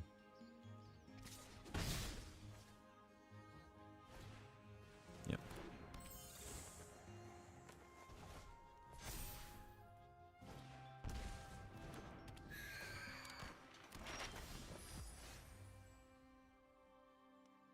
Alright, Gorehound is not bad.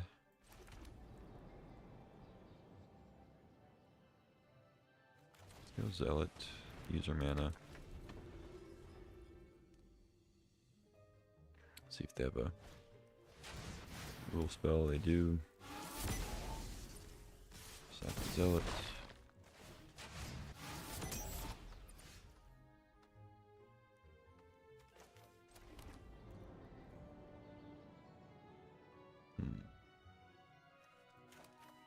I think I'm actually supposed to play Zealot and then just pass.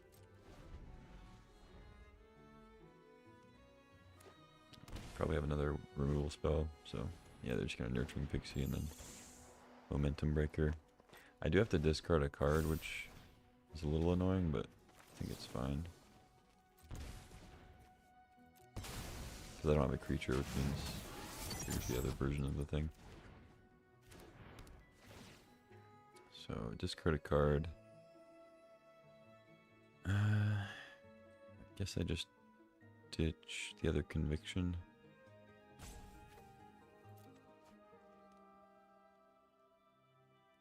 Take 3.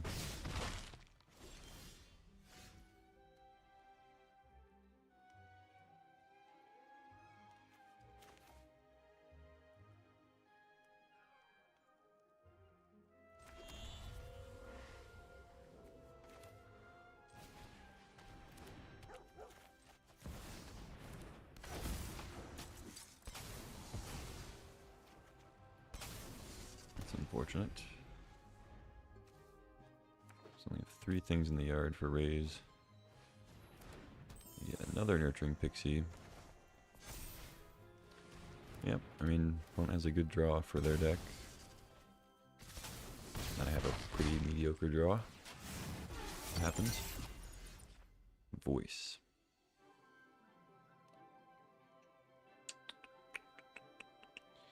Voice doesn't really do anything. I'm pretty much dead next turn because they have the map tokens. Gain life equal to your speed.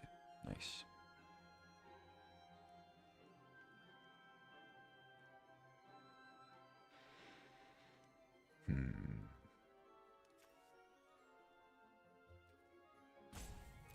Yeah, I guess I'm just dead. Unless they double whiff. So if double whiffing is my only out...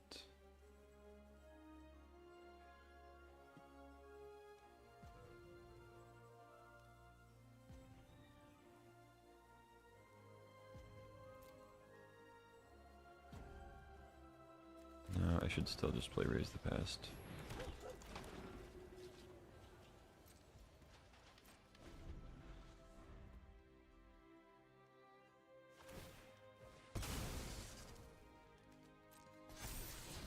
Alright, you got me. Hit me for 8. GG.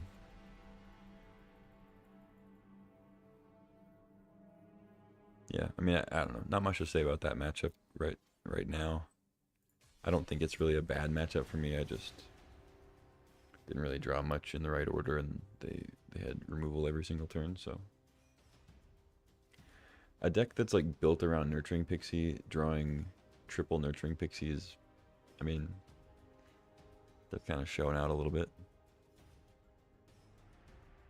I think they were also on the play, so just a more general decider on best of one. Okay, one lander with a minor. I think I gotta mull that on the play. This looks better. Ditch one of the sages, I guess.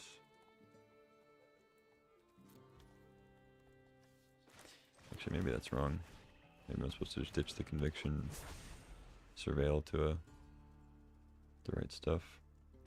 I think keeping a conviction is fine though, because you need to actually draw lands, not just surveil stuff to the top.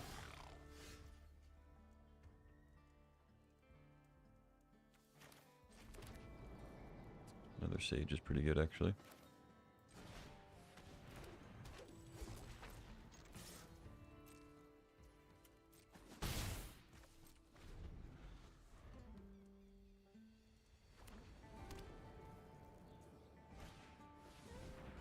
Ember Heart, okay.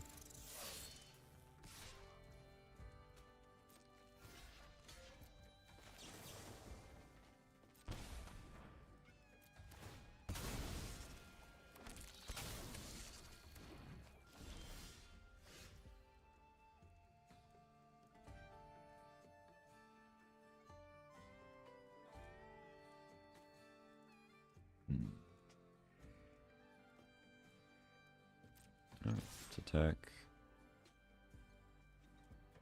Okay, Sephiroth.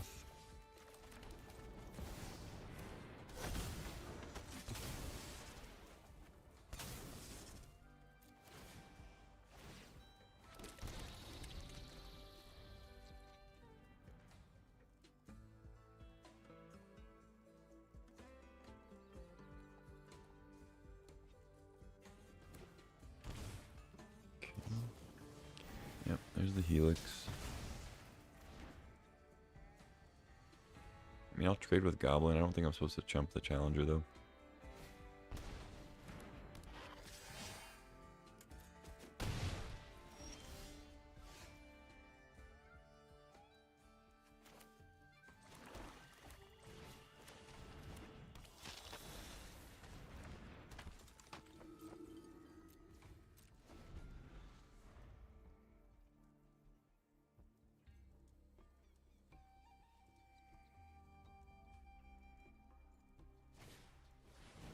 Okay.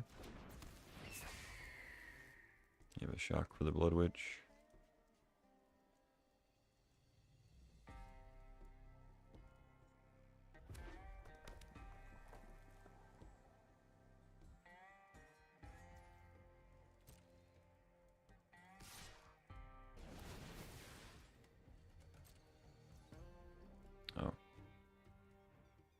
Okay. I mean, you forced my hand, I guess.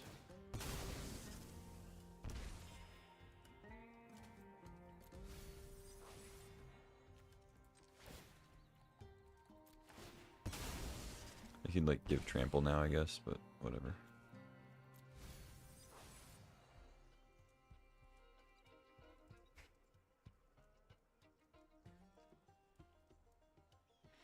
I think I'm actually supposed to sack the Blood Witch too. Yeah. I think it's pretty much raise the past or bust here.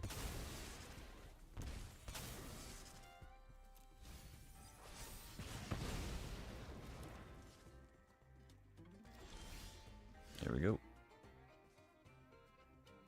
Do I need mana? No.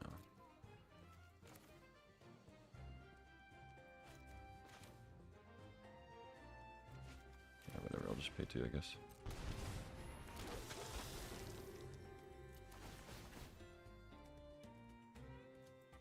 Definitely surveil that.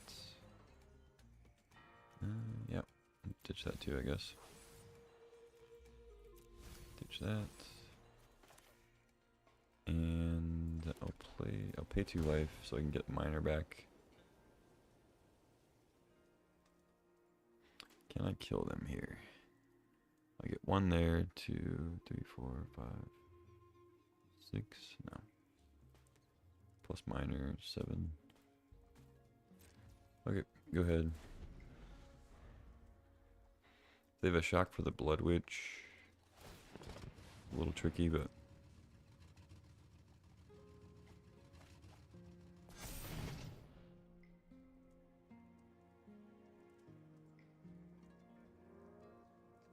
I could probably surveil to another raise the past. Have a decent odds. Surveil for like 7 or something.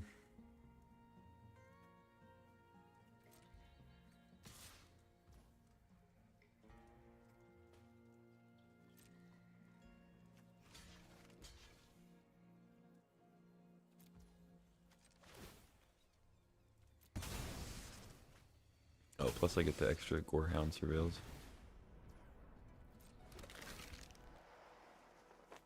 Yeah, I should be able to find one. GG. Sweet.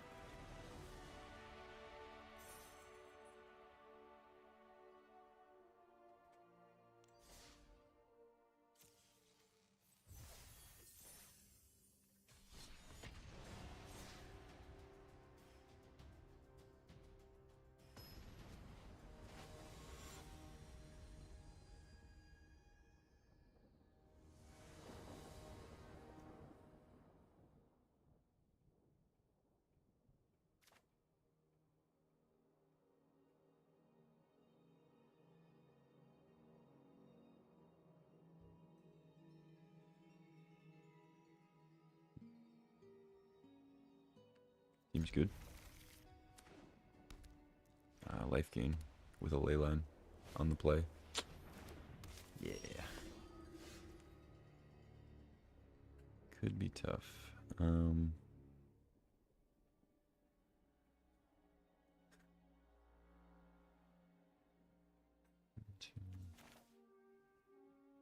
gonna end up paying the life here anyway, so let's just go ahead and do it. Make sure the encampment comes down untapped. Bleach Bone taps for white.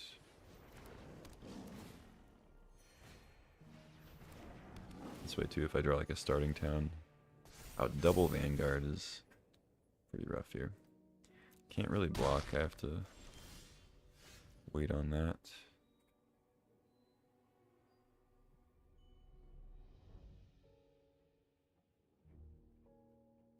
And these get buffed. God. Turn 2, by the way. Thank you, ley lines.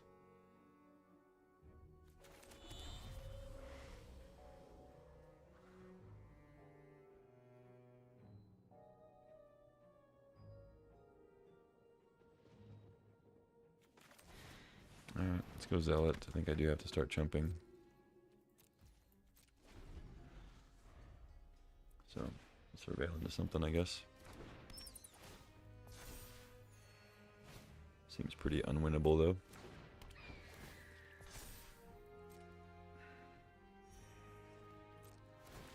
They just had the nuts.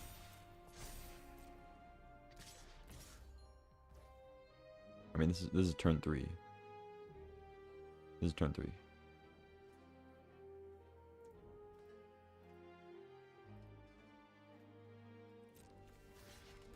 It's ridiculous. Stop printing ley lines in standard, please.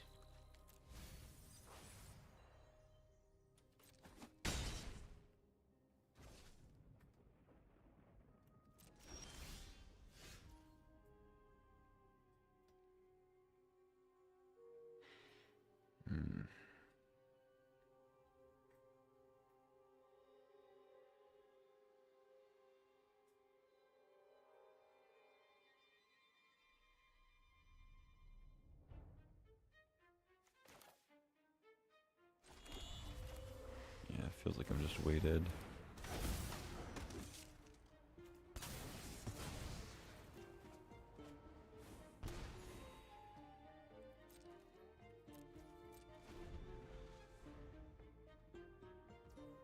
Six, 10, yeah. Just dead for a million. Not attacking with Sanctifier for some reason.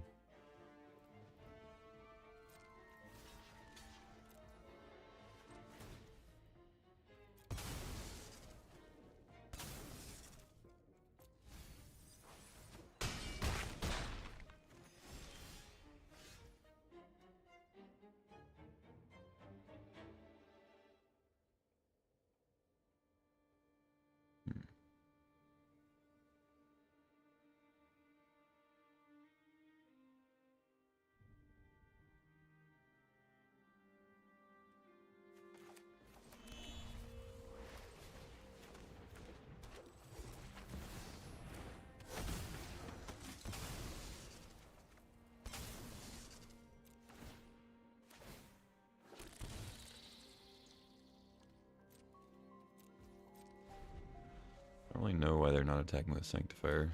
It's a weird move. Okay. Doesn't matter. Attack with everybody. Okay.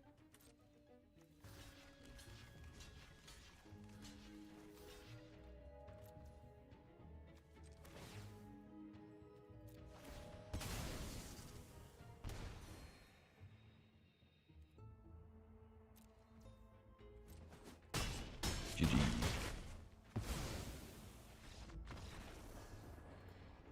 Yeah, I mean, we just died to Leyline. Should have scooped as soon as they played it.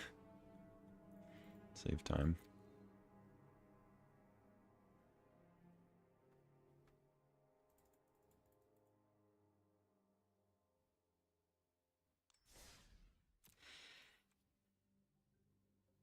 And I mean, really, that's not even the craziest Leyline hand you could have. Still just got trashed.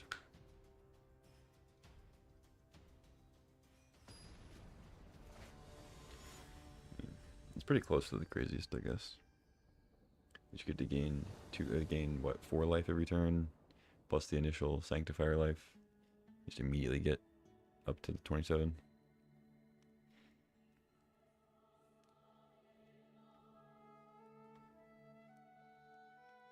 Hand doesn't look good necessarily, but I think it's keepable.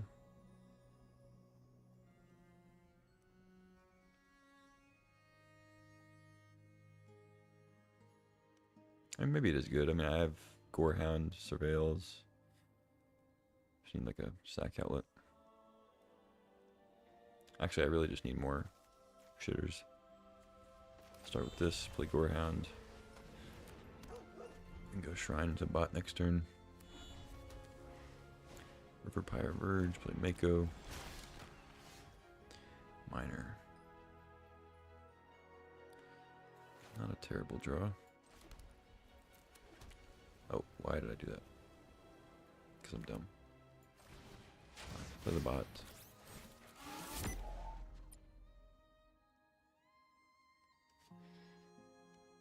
I think I actually keep that. Yeah, I think I keep that.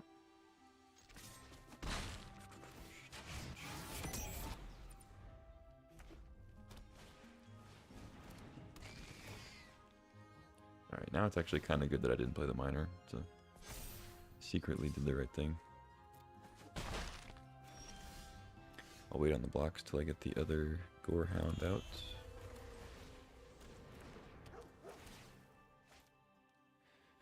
Don't want a Sephiroth, probably. But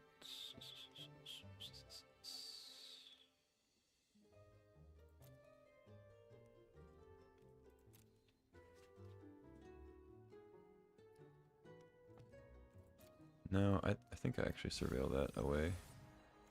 'Cause now I'm gonna get double surveil. I can throw more little shit pots in there.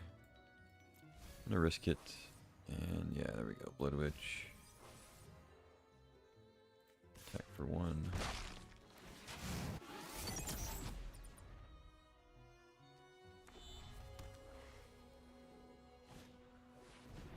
Tursa. Okay, so we'll jump the Mako. Surveil some more.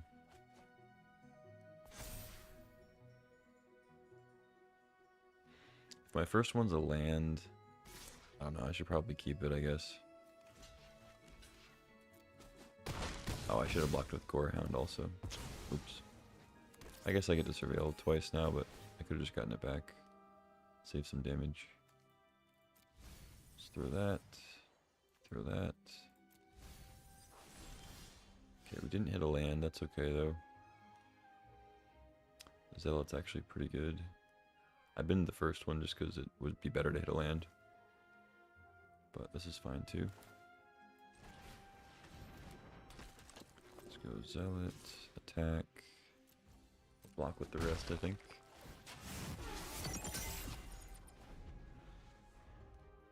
Could even block with Zealot, too, probably. I don't know. I don't remember if this deck actually plays counter spells or not. I don't think they do. I think they're pretty aggro. They have Vivi in the yard? They do. They have 2 Vivis. Okay. Yeah, I could die here. For sure. Don't know if they give trample with anything. They play another Vivi. Okay. So I can Mako. Get more mana there too.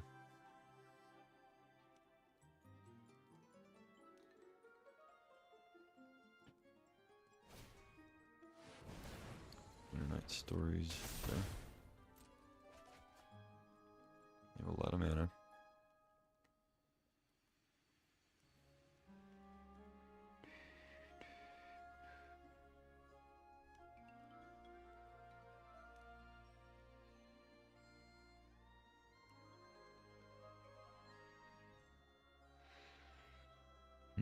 So if they kill Zealot, I guess I just sack Miner and Gorehound. And then block. But I could probably just sack all 3 and then jump with the token also. They flood maw it.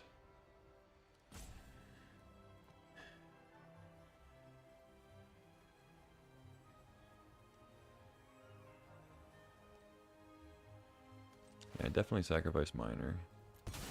That's a given.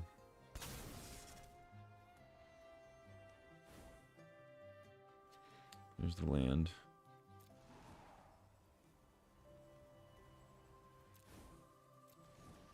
What do I have in the yard? Bot.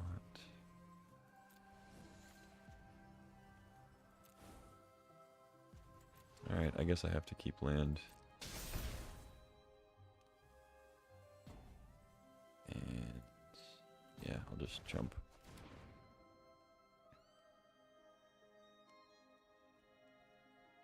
Because they probably have more removal here too, so I have to just keep everybody.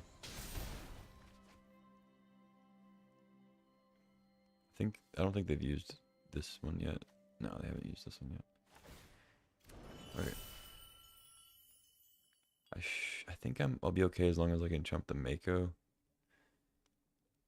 Even if they kill 2 things. We'll see. Yep. There's the torch. Go to 9. They have 4 mana now. They can go like double Winter Knight.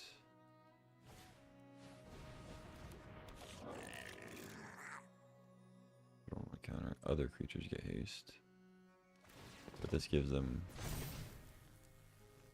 more mana, the 3/3.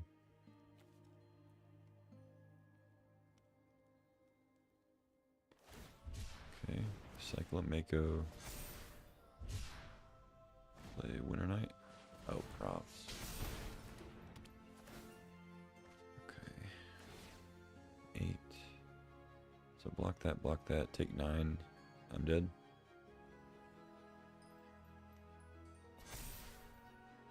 Alright, GG. It was a close one. I mean, if they let me go, I think I win. Oh, they also have the double combat with the fear. Yeah. When I say close, not that like that, I was very close to surviving, but like, if they don't win that turn, I win the next turn, I think, so. Close in that respect. Okay, I mean, we're dropping down rank, playing this deck, but I'm enjoying kind of learning it and seeing how it plays against archetypes. I've also seen like a different archetype every game, so that's been nice. See how it fares against each one. Seems to actually work pretty well against that deck. They just kind of went off. I guess if you don't have removal, that's the dangerous part. Letting the real synergistic deck just do whatever they want. Sand looks fine.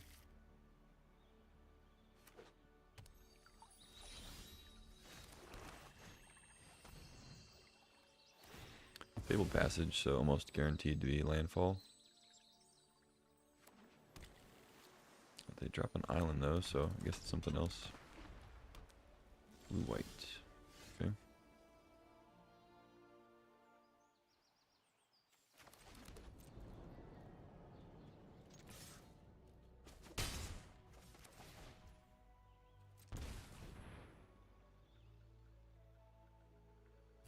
No more lives. Yep.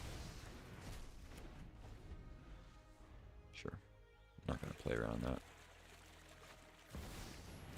Cosmogrand. Okay. I don't think I care about that too much. Kind of a strong card though.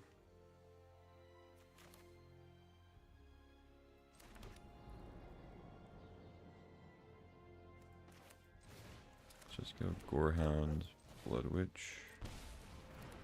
Start surveilling to raise the past.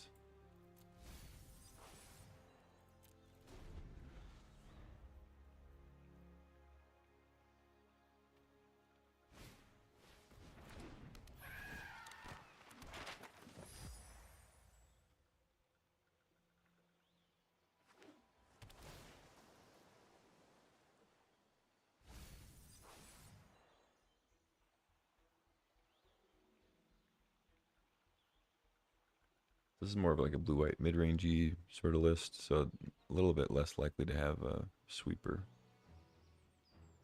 Which, I guess this deck doesn't really mind sweepers too much. I go ahead and block here. Probably.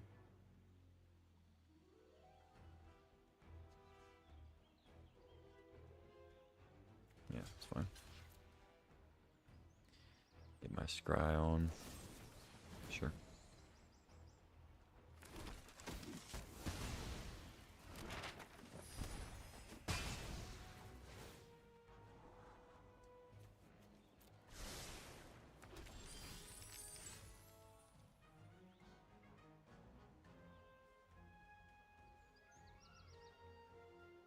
Hmm.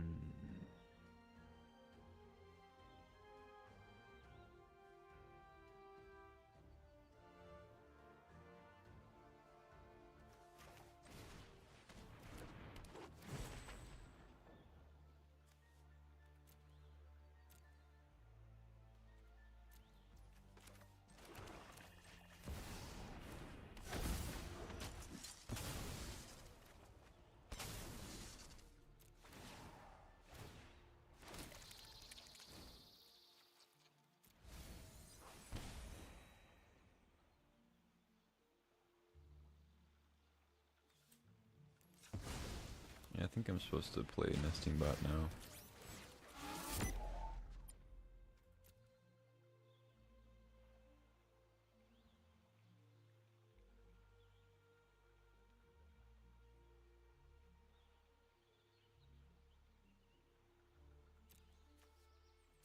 Let's just surveil that.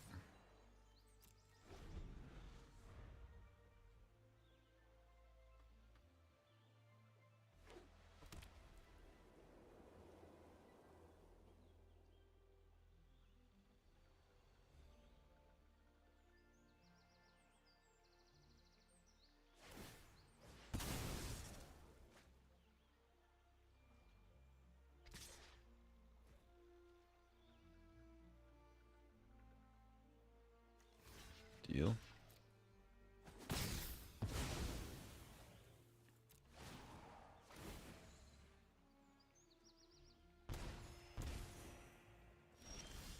Interesting attack.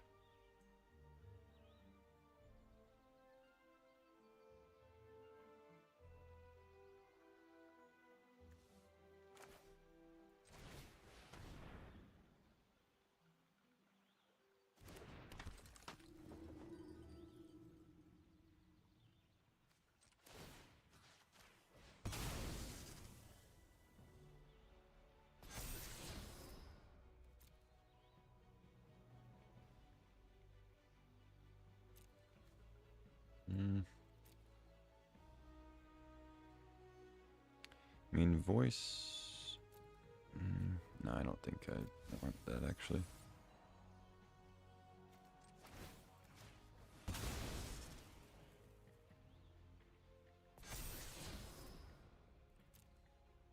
Another Sephiroth.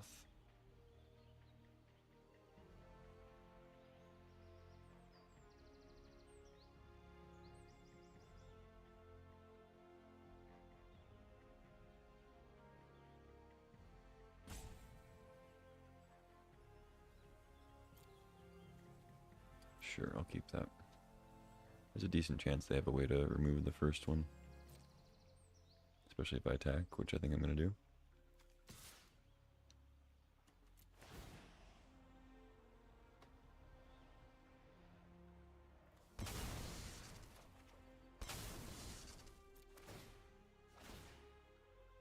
Get the Surveil. Another Zealot. No.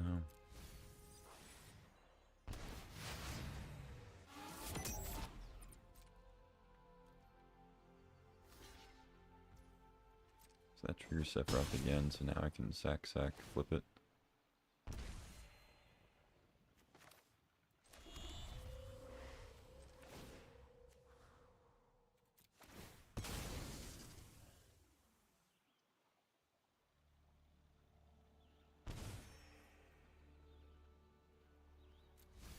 They probably have removal for it, but it's okay.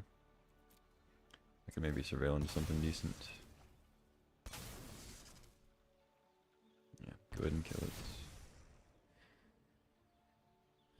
Coven encampment. It's actually not that bad.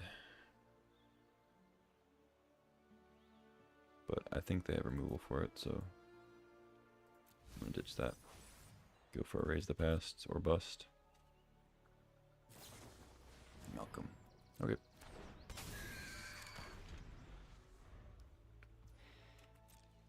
They can loot first.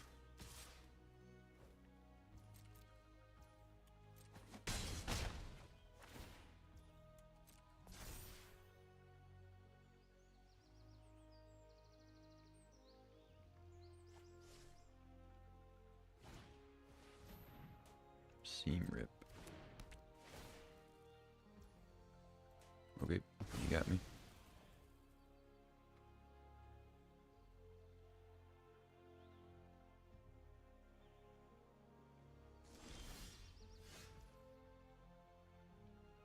Go round.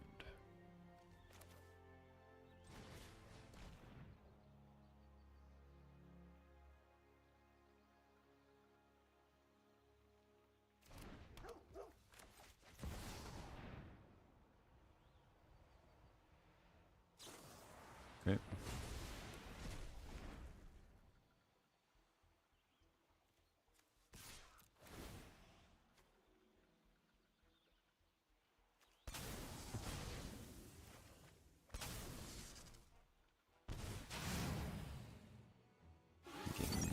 beat up.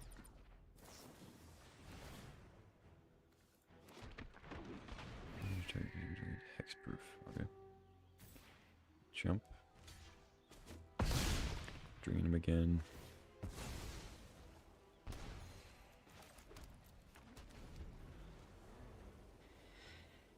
Okay. I mean, if they draw something, I am in trouble. But if I draw Raise the Past, I guess I'm chilling. Cosmic Grand, okay. I mean, that's a lot of damage, potentially. They can go, like, cantrip into another spell.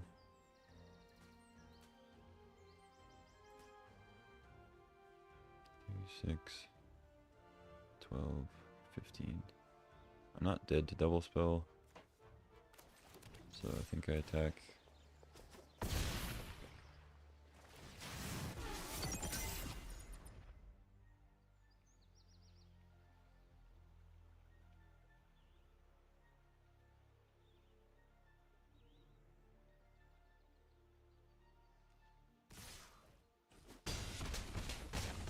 Attacking with Malcolm, so they either have removal or they feel like they have to draw removal.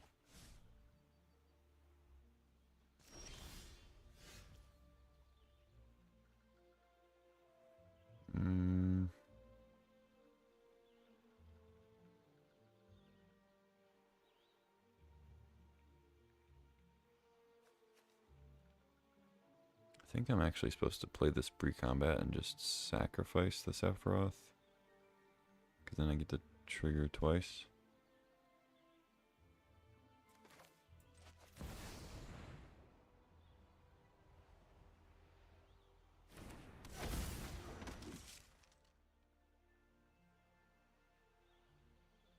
If they have a way to gain life, I guess this is bad. I think it's better than putting him into combat.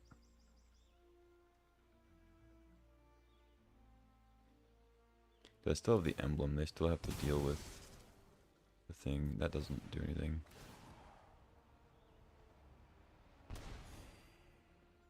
They would have had to do that before the Sephiroth landed. They would have gone to 1. But yeah, I think that was correct.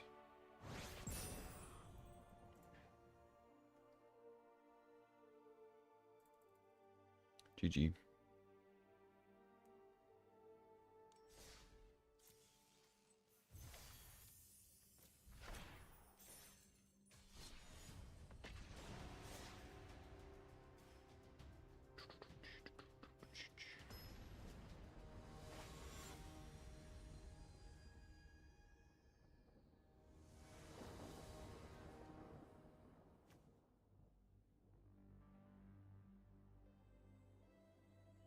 And looks pretty good. I don't know. We'll see.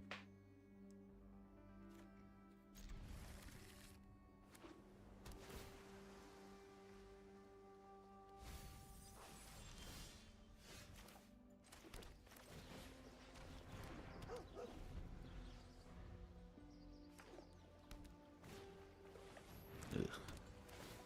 Okay.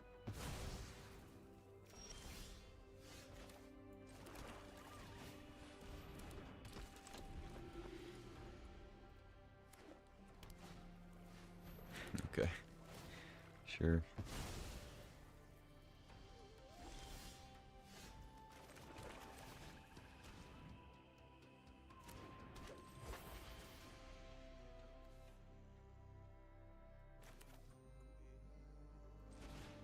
I think I'd actually prefer that they countered the Blood Witch rather than the Zealot.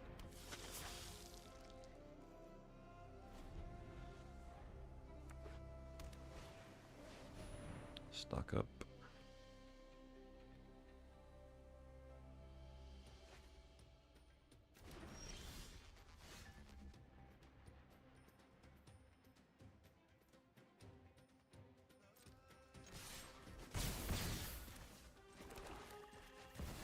Let's play Sephiroth number 1. Sack a guy, drain for 2. Make a token. Draw Swamp. Kind of the worst draw possible. I guess Starting town would have been... No, starting town actually is just another white source, so... Would have been fine. Okay, I should have said anything.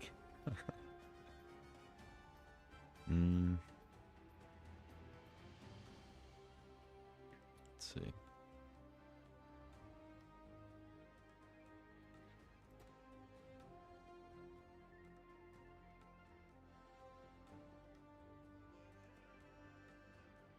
I don't think I actually mind running into a sweeper too much. I'll just wait on the map tokens, although...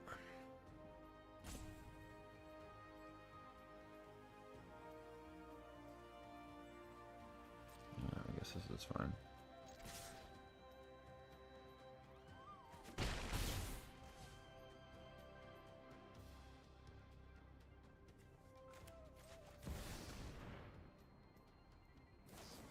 There it is.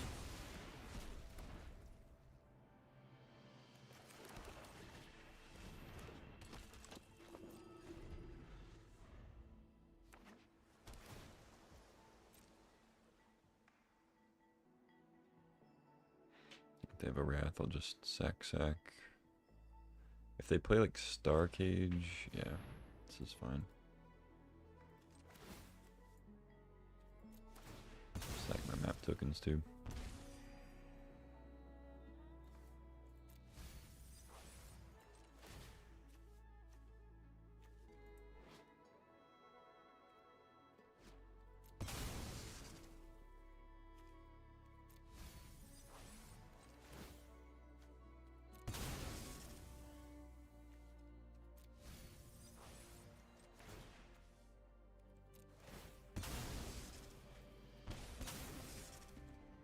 Okay, so we've got a lot of lands to the yard, so see if we can hit something decent.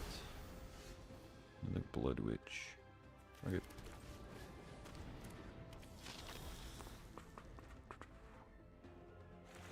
Probably gonna lose the game, but yeah, they have another stock up. I have a decent amount of stuff in the yard. If I can draw Raise the Past into like maybe surveil some more stuff and then another raise. You never know. They can make a fish, so I can't really attack. Let's just play voice and pass.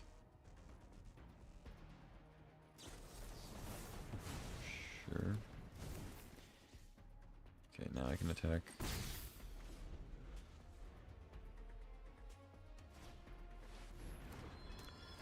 Alright, sir. Kind of funny that Seam Rip is now in the format instead of Portable Hole, because Portable Hole would have gotten zapped by the Star Cages. Wonder if that's intentional.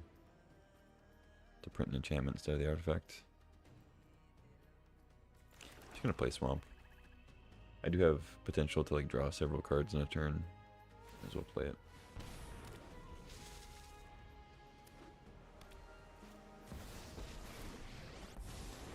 Alright, probably dead. Elspeth is a quick finisher. Draw the raise, no. Draw minor. Pretty bad.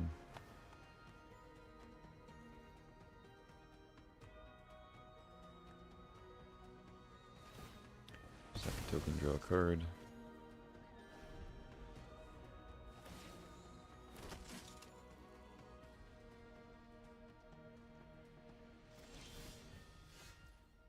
Sephiroth, see if this lands.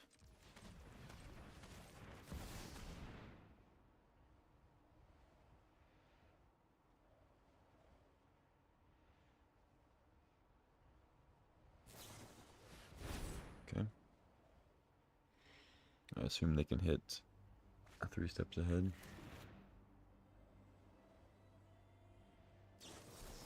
Yep.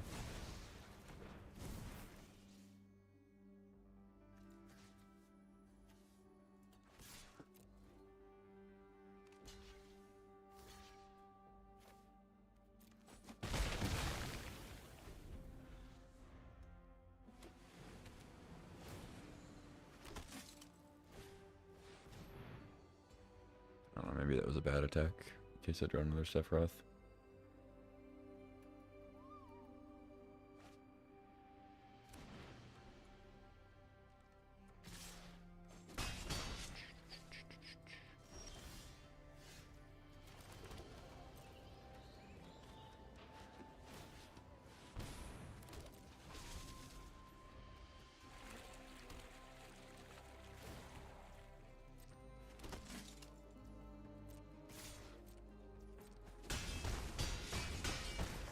Dead to Elspeth next turn.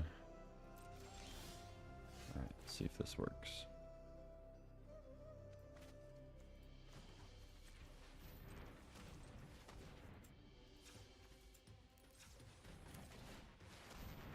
You have another 3 steps ahead.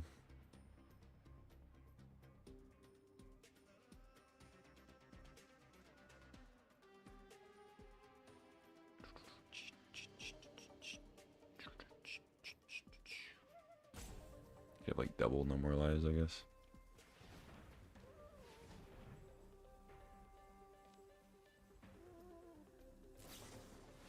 Oh, okay. Consult.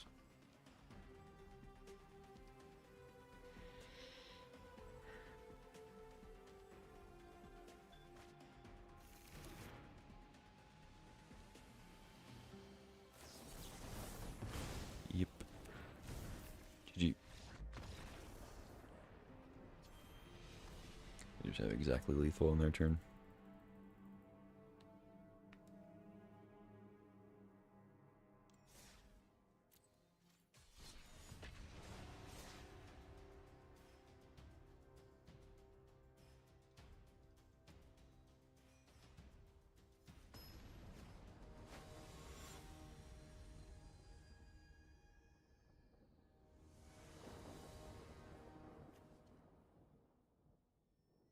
And looks great.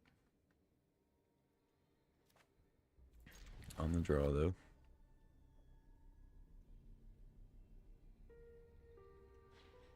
I think I start with Voice as the first 2 drop.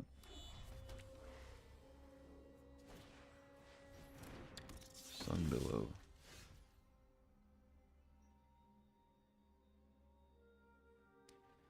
Okay.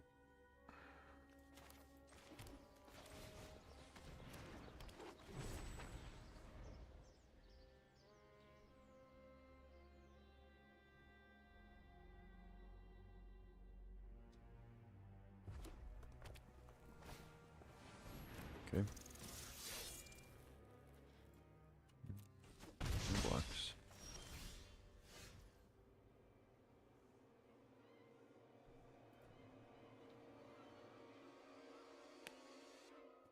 Hang on, sorry.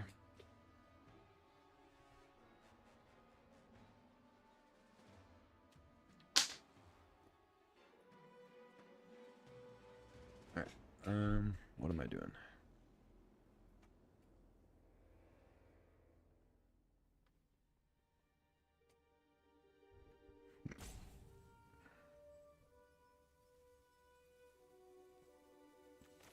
Yeah, I think it's still Voice.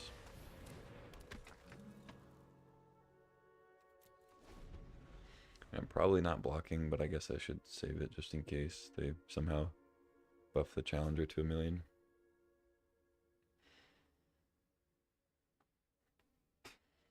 Maybe, I probably should block.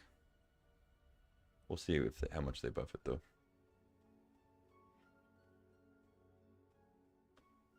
If they just do like another setup turn with like a manifold mouse, I won't block.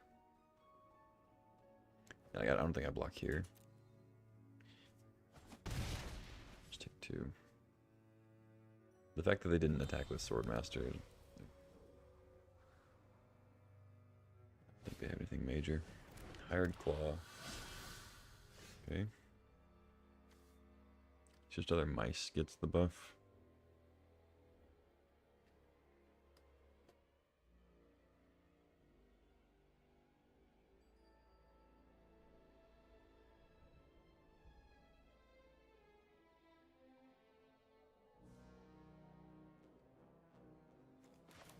Alright, let's go Blood Witch into block and conviction, I think.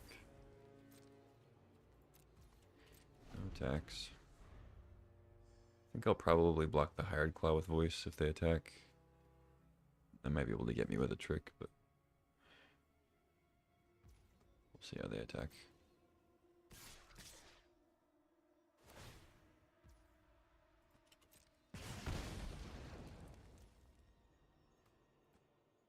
No, actually, I'm just going to block here and play the conviction.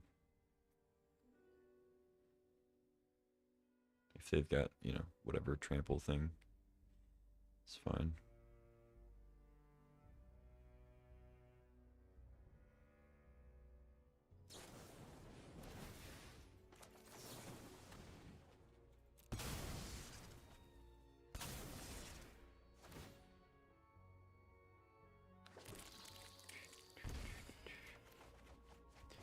Draw two. Okay, another Sage, another Witch, pretty good.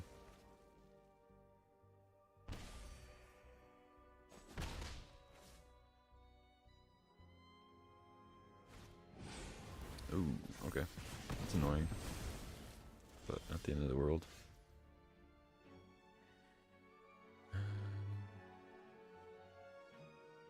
Okay, let's attack.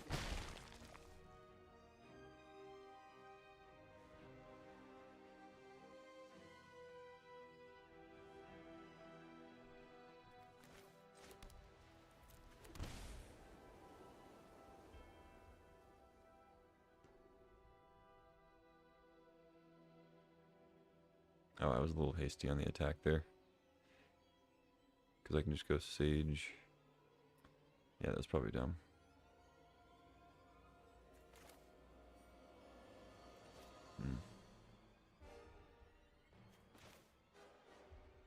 Let's actually go Gorehound plus Sage.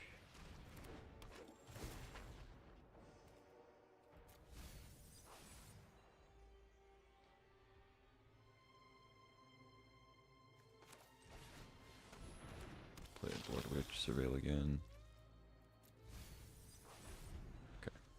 Yeah, I shouldn't have attacked there. I thought I was going to just sack it to Sephiroth, but that's not actually a good play, I don't think.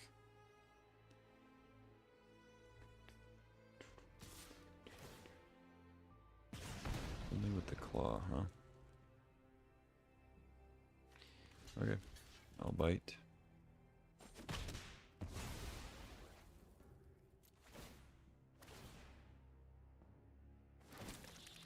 Maybe you're supposed to double there, but I'd rather just get the Surveil, I think. And I know land would let me play Sephiroth and Zealot, but I have a decent chance of drawing land off the Sephiroth anyway. And I don't even really care to play both in one turn. Oh, tap land is not so good.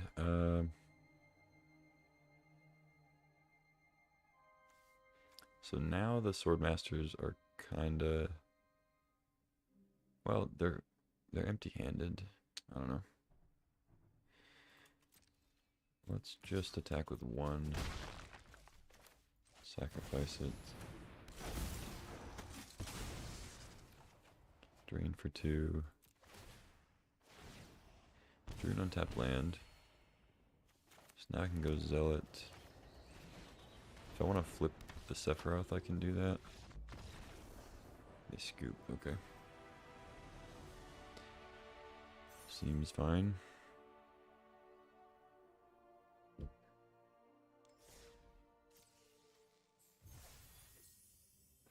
I probably am supposed to transform Sephiroth there. I get to surveil a ton, try to find a Raise the Past.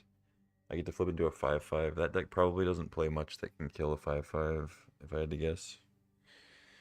And then, like, I guess they could draw something that buffs their team a lot, but probably not enough to kill me, because I'll be at, like, over 20. So, I'm going to hit the bathroom real quick. I'll be right back.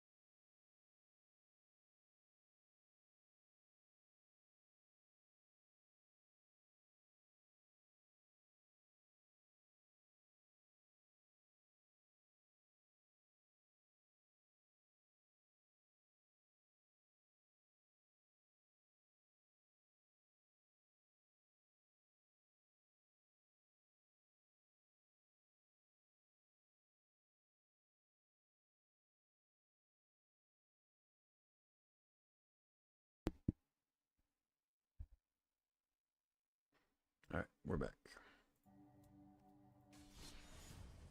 I think I'll keep going with this for a little bit more. I'll switch it up in a second, but I like learning this deck.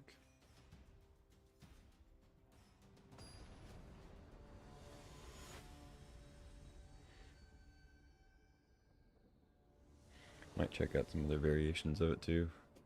I'm sure there are other little creatures you can throw in. Sand needs some chaff, but I think it's a keep. Island go. That's chaff.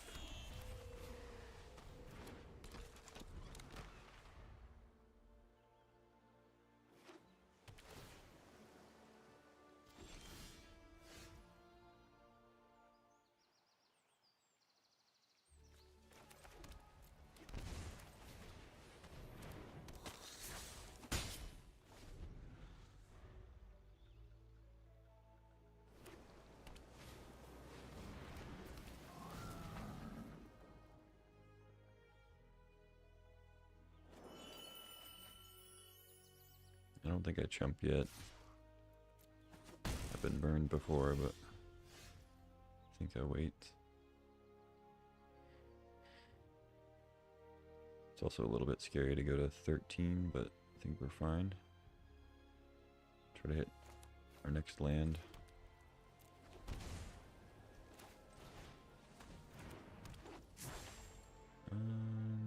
Yeah, we should go ahead and get the Zealot out.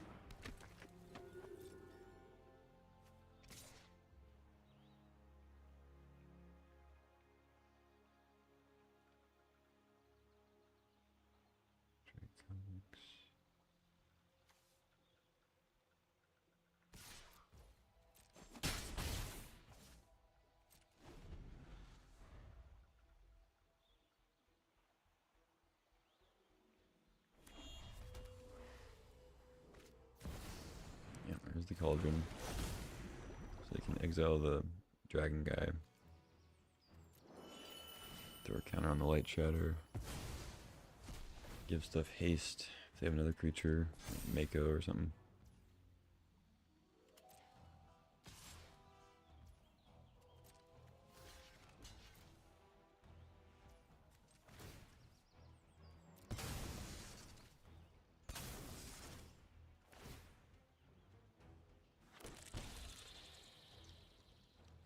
I don't need the land because I have treasure off the booter, so I think I just go for maybe another creature off the top if I can manage.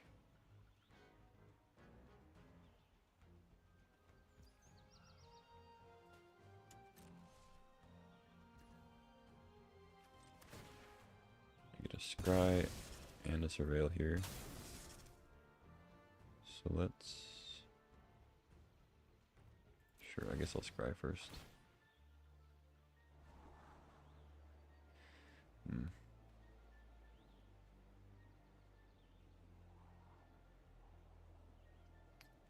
I mean, a second Raise the Past is probably good. Yeah. I'll keep that as opposed to trying to, like, surveil one more thing in, you know? I have two things in the yard right now. So, let's just go Sephiroth first.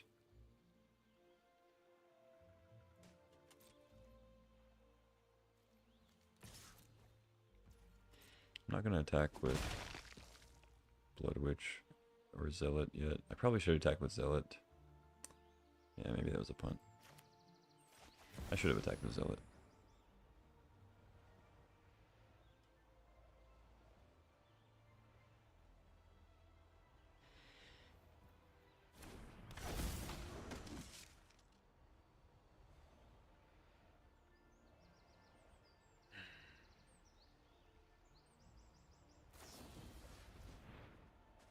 Okay.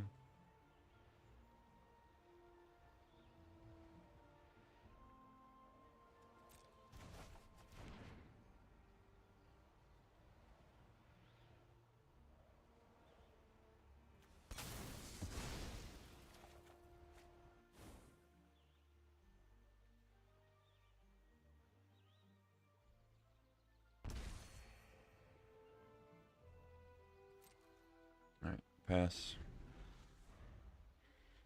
Block and sack Blood Witch. Go for a raise the pass next turn. Okay, 4/4. Give him haste. Seems good. Ah, they can Soul Cauldron one of my guys. That's actually really annoying.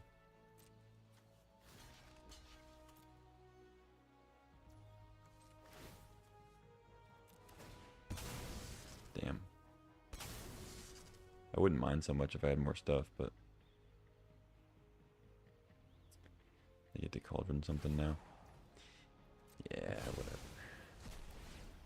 You got me. Throw counter on, go to 11, or I guess go to 17. I don't think I want land. Yeah, no.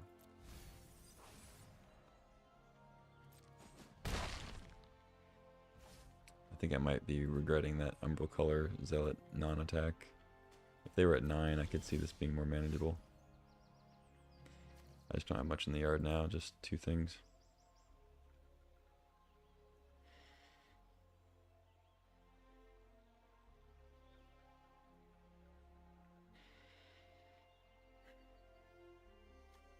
So this can make a dragon, and I guess it just chains into more dragons with the Cauldron ability.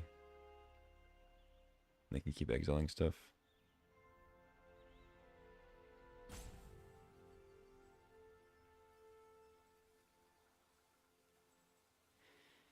Shit. Yeah.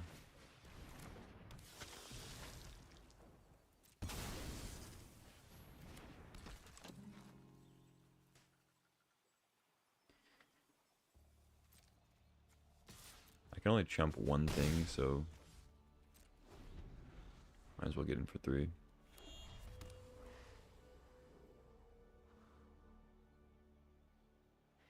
6.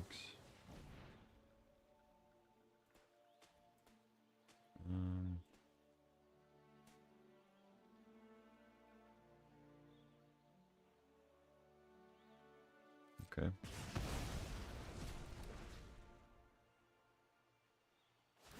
It just inherently exiles it. That sucks.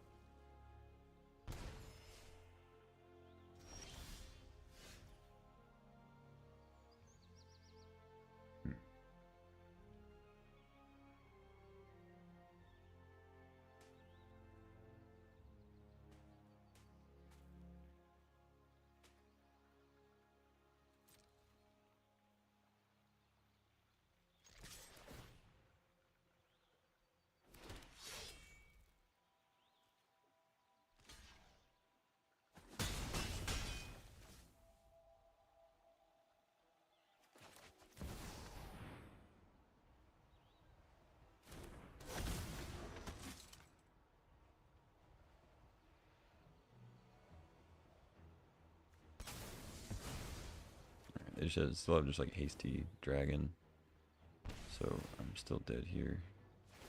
I didn't draw land either, so I don't get to play nesting bot, so I'm very dead. GG. Yep. So the Umber Color Zealot attack didn't end up mattering, I guess, but it was close to mattering. There's probably a sequence in there where I could have gotten a little bit more damage and won that game, but still early in my experimentations, I guess. All right, I'll play a different deck for a little bit. Go to Demir. Come back to black white with a new outlook. It's kind of like when you can't beat a level in a video game and you go to bed, you wake up and you beat it immediately.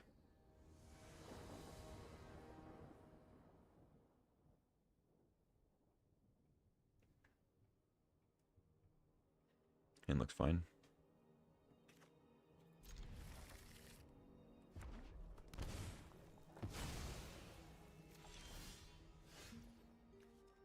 Demonic Ruckus. This Menace and Trample. Draw a card. Jeez, okay. Menace and Trample, huh?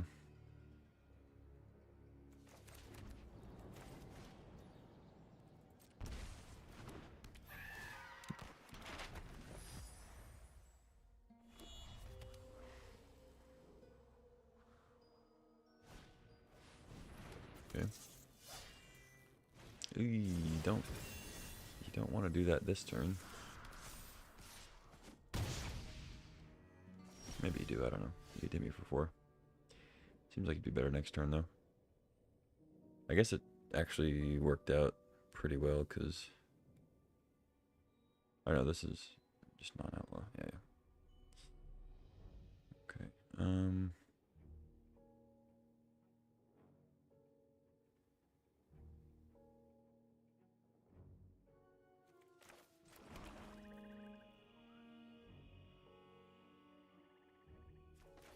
Yeah, let's just go ahead and shoot that, I guess.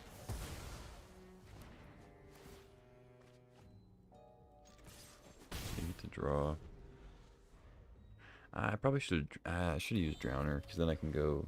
Oh no, I have the map token for trajectory. I guess that works out. Okay.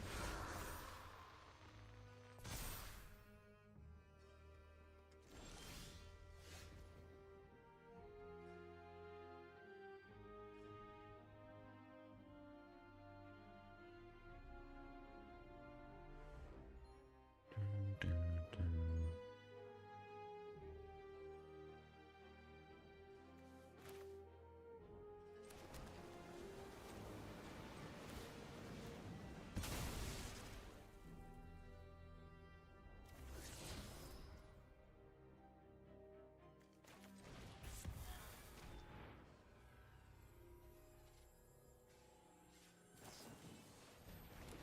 Okay.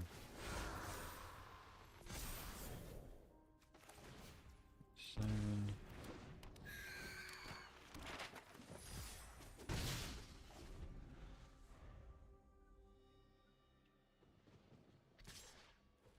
So I guess that was another spot where I should have Drowned.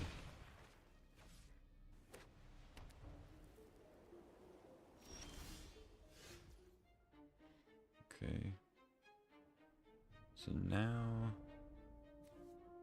I can still drown her afterwards if they have a Hexproof again. So I think I still just do this. Rip a land.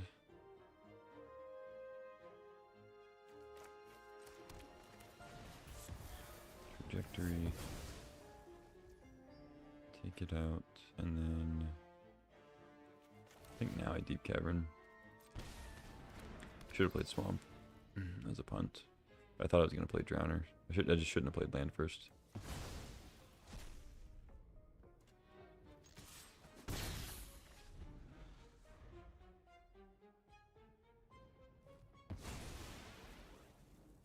They plot another aura thing.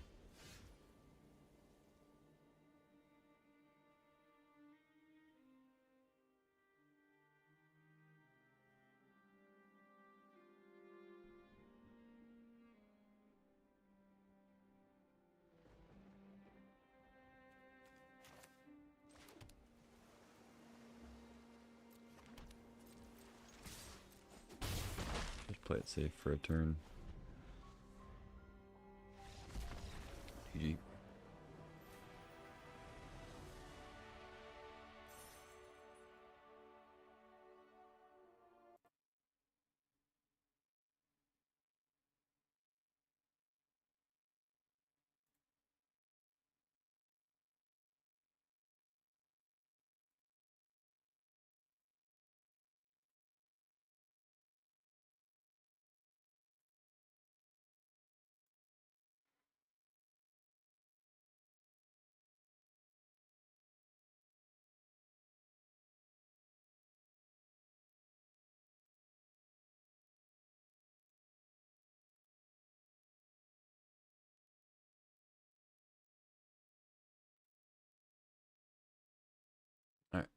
got a dub.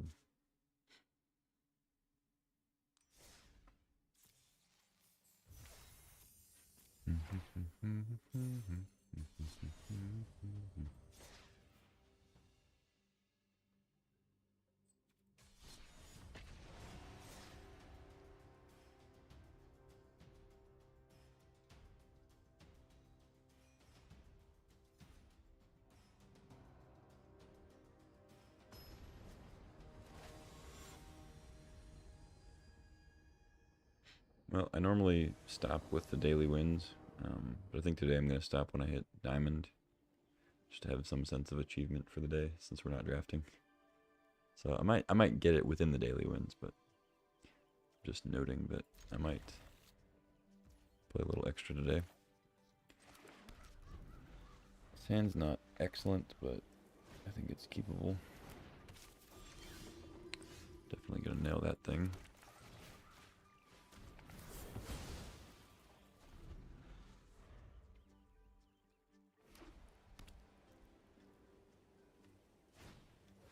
Okay, perfect.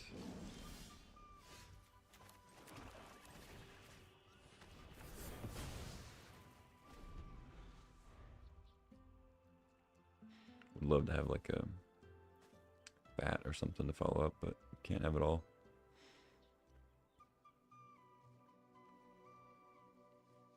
Tidebinder's decent against them.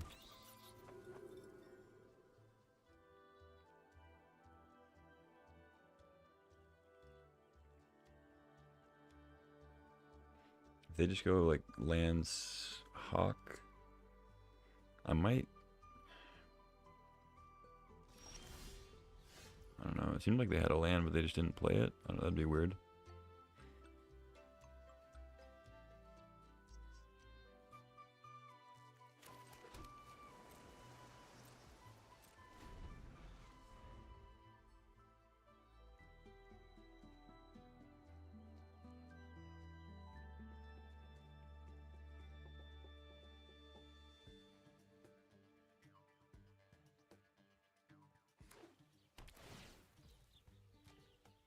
Okay.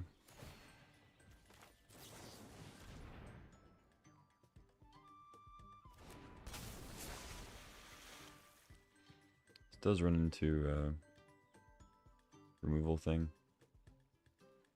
unfortunately.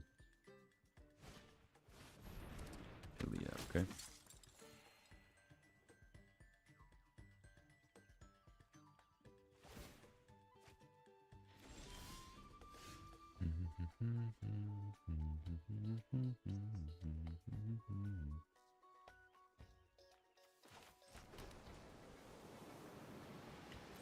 Let's just pass.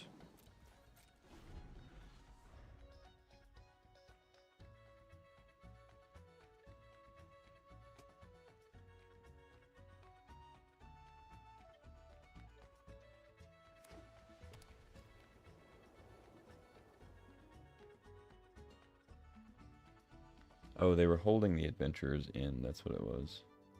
They wanted to gain the life on the Hylia turn. I see.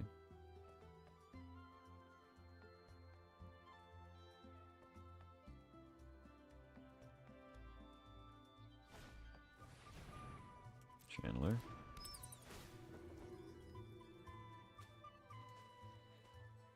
I think it's more important I counter the Channeler thing.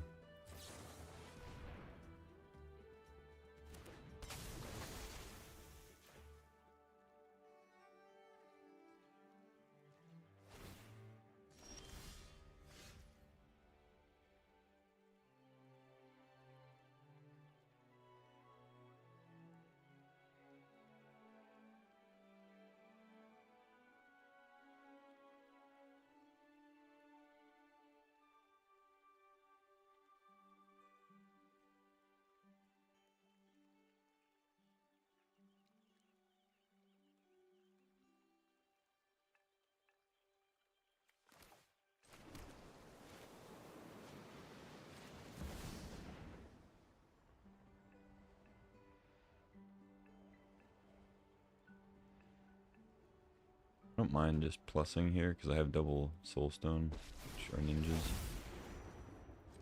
Just plus. If they have a Sheltered by Ghosts, I guess. It's whatever.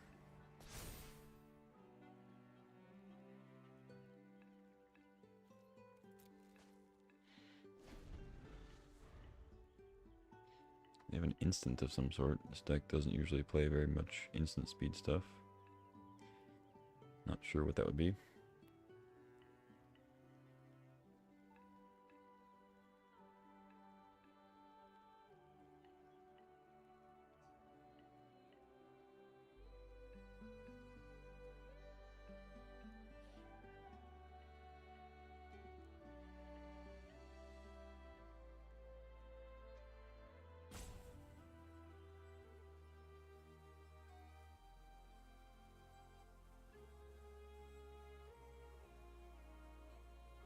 Wonder if they play Get Lost, maybe.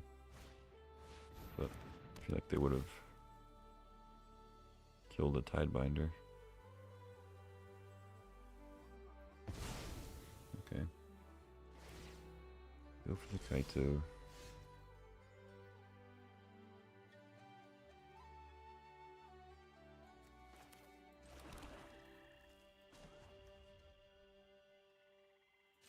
Start getting in with the Soul Stones, I think.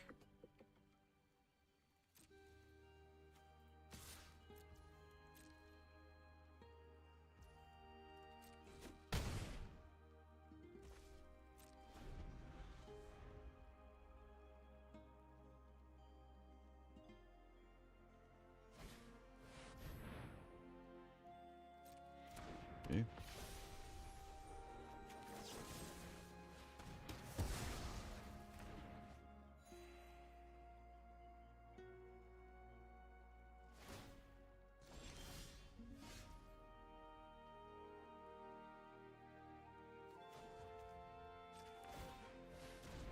Let's go Soulstone number 2.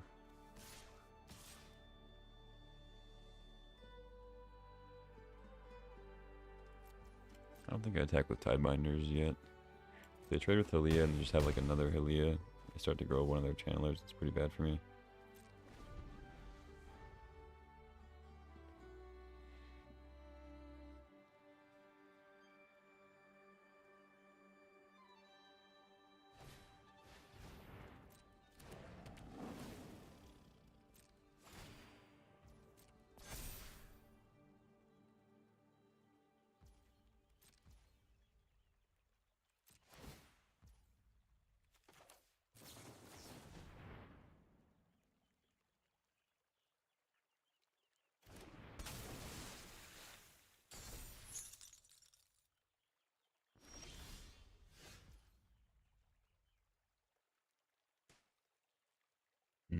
Do I activate a Reef? Or do I just shuffle the Pridemate?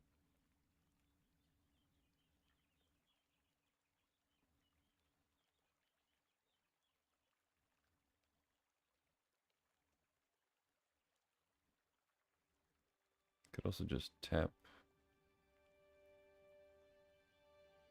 Hylia.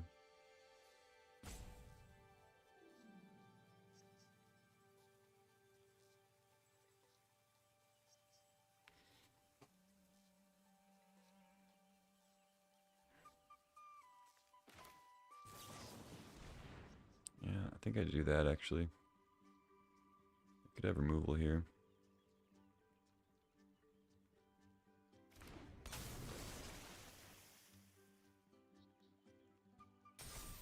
Then I get to get in with everybody.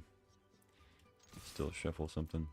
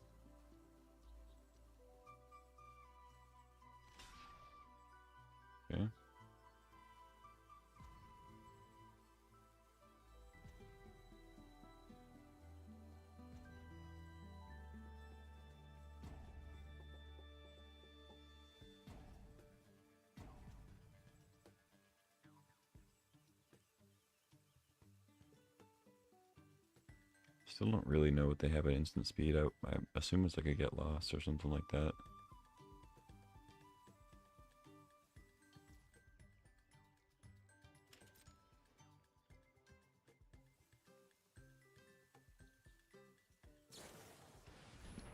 Gallant strike. Okay.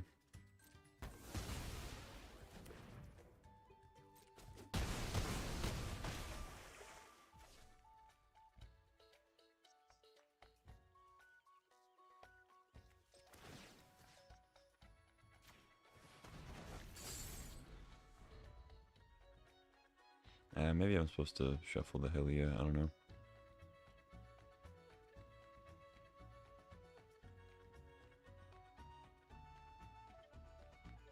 Because now they just get to gain a few life.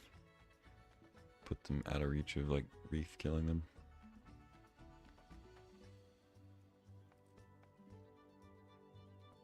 But there's also a decent chance they have Hylia in their hand, so... Oh. Okay. Gain 3. Draw a card. Seems good.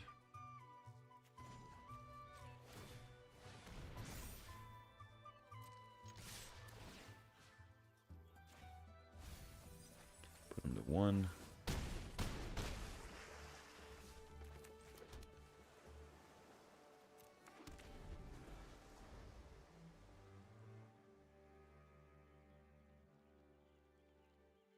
You could definitely gain a lot of life here because they get Hylia triggers. Each one is a lot of life.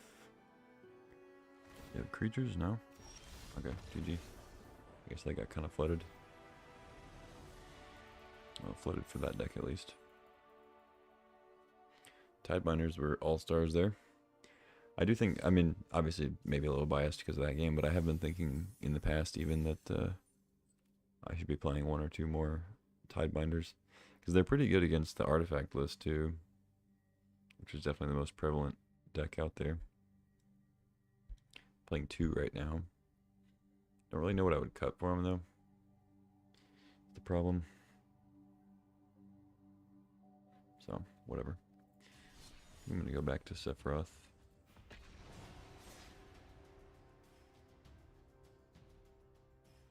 Actually, let's do a full loop here. Let's go landfall. Then we'll go back.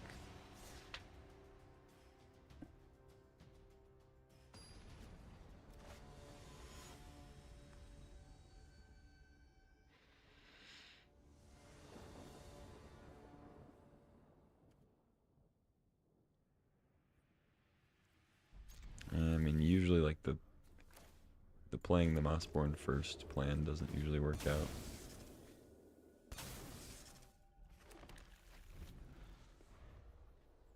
Like, I mean, having Mossborn be your first play is what I mean. Okay, Chocobo's good.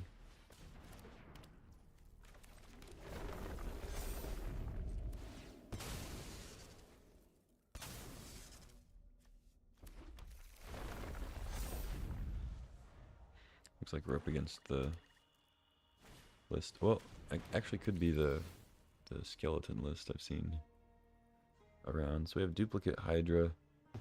They could take 1 and kill the other. They're gonna go for the Ice Till. Seems good.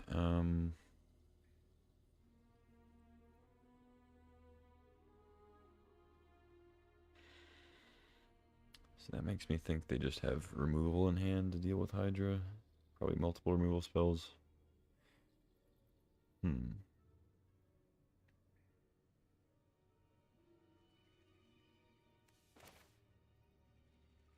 think in that case, I'll just go Bill. Put some pressure on them with the Chocobo.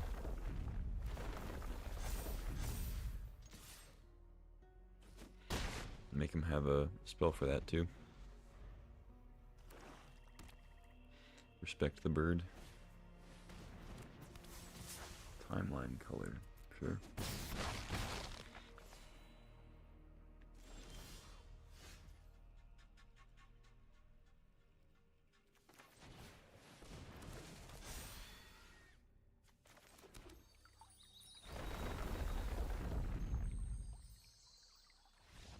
Oh, okay. GG. I guess they didn't have removal. I'll take it. I was actually going to put the counters on Bill and the Chocobo. Because Mossborn would have been big enough next turn after the World Souls anyway. Rather not throw the counters on something they're likely to kill. Alright, I'll play with this until it loses, and then we'll go back to Sephiroth.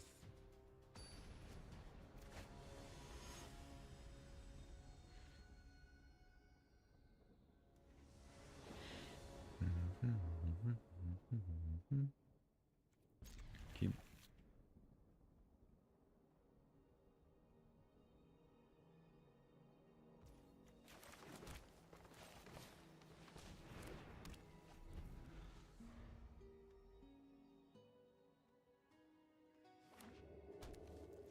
The mirror. Alright. I'm on the play, and I do have a Mossborn. So, my odds are decent. And I have Snakeskin Veil for whatever that's worth. I think against them, I'm not going to leave it up, though. Or, like, not wait a turn to leave it up, because... I mean, if they're mono green, they could have a fight spell that could kill it, I guess. But I think I still just go for it. I'm also pressuring them enough with Bill. It's fine.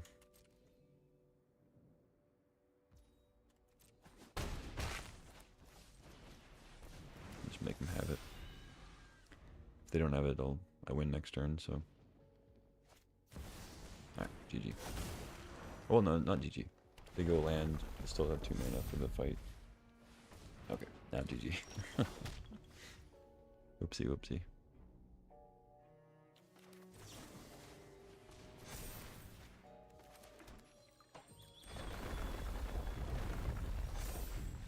GG.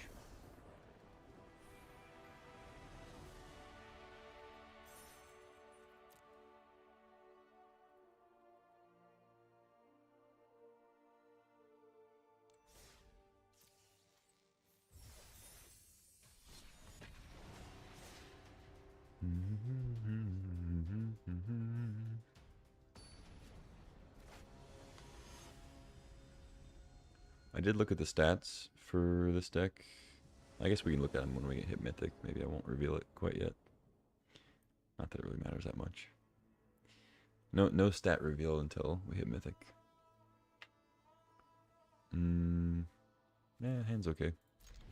On the play.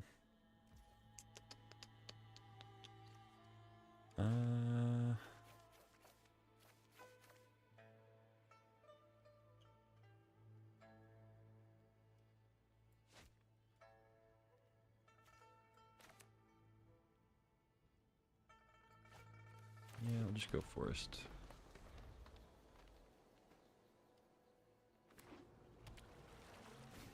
Blue-black. So it could be Pixie, it could be the mid-range list that we've been playing. Let's go Billy. The reason I didn't go tap land is because I think it's pretty reasonable that I don't play Hydra on 3 anyway. Because I have Snakeskin Veil. So I get a better landfall trigger on the bill, but looks like they got removal.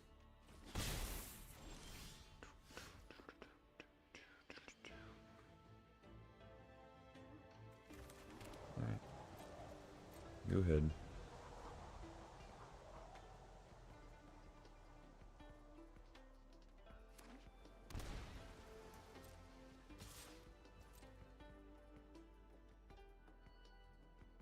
Yep, Kaito. Yep.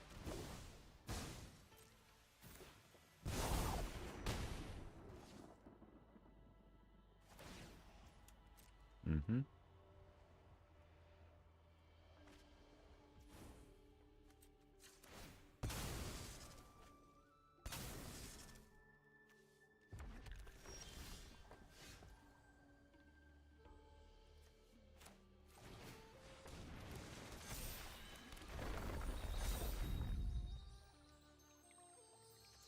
Yeah, go ahead and crack it. So you can't like interrupt. It kind of reveals that we have the veil, but it's okay.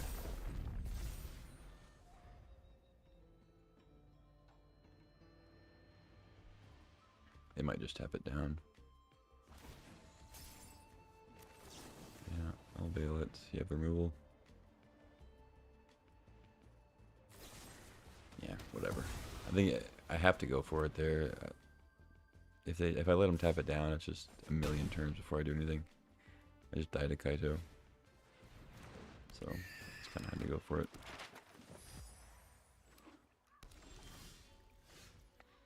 Draw another veil. Do it for 2. I mean, I go for it, but just kind of annoying.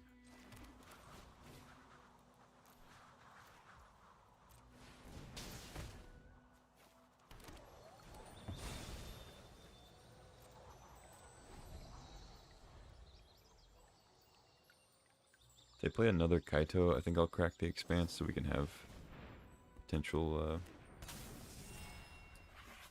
World Souls Rage rip. Yeah, they got the Curiosity down. Opponent had a good draw this game. I know that I know that deck well enough to recognize it. I guess I'll just keep my thing. Alright, GG. Threw too many lands. Okay, back to Sephiroth. See if we can get back up the diamond.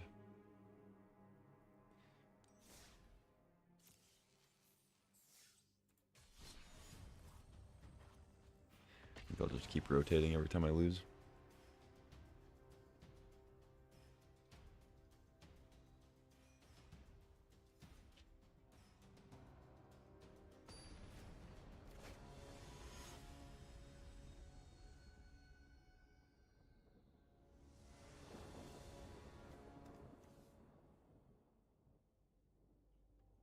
Sure.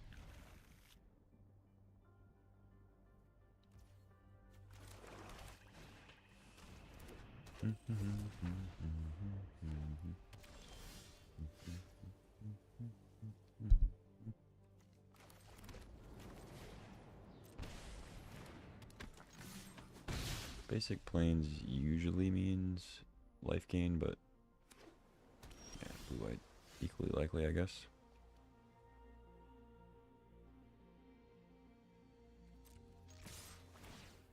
They can't play anything on my turn. Nice to get the voice out early. I might run into a sweeper here, but it's okay.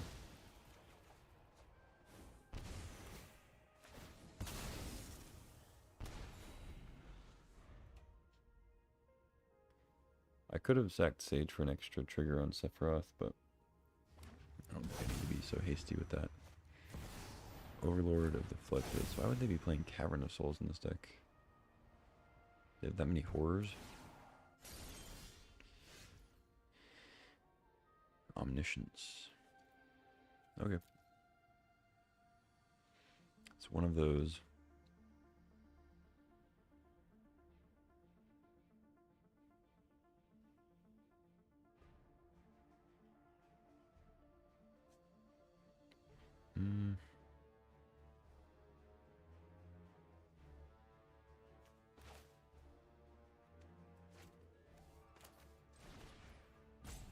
So if I play this, play the Sage.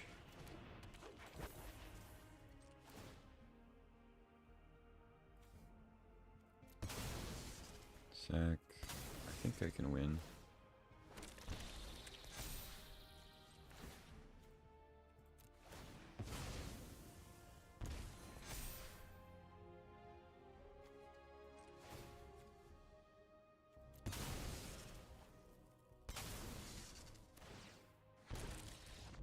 Alright, GG. Because then I attack with the voice, immobilize, sack the rest after I flip Sephiroth. Hit for 5 with Sephiroth, plus ping ping. 1 with the voice, so it's 6 is 8 is 2, and then sack the other ones to Bartolome. So Turn 4 dub. Pretty cool.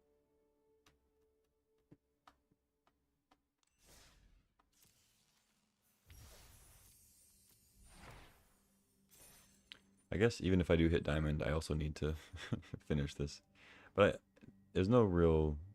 I guess I can just do it tomorrow too. It might even be better to wait because it's not a 750. Yeah.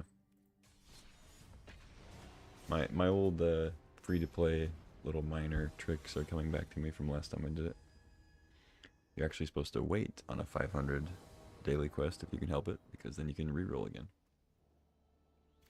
Triple Blood Witch, sure. Uh-oh.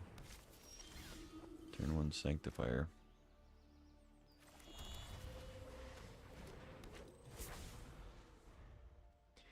I mean, as long as they don't have...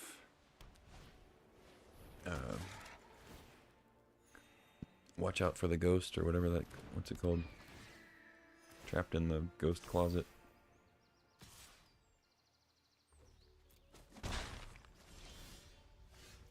Alright, raise the past. Good to have.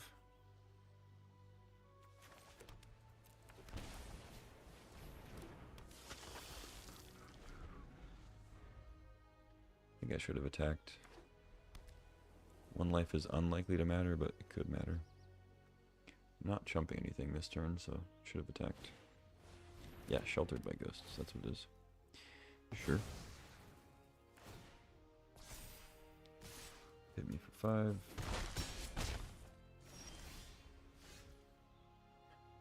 Okay, go to 10.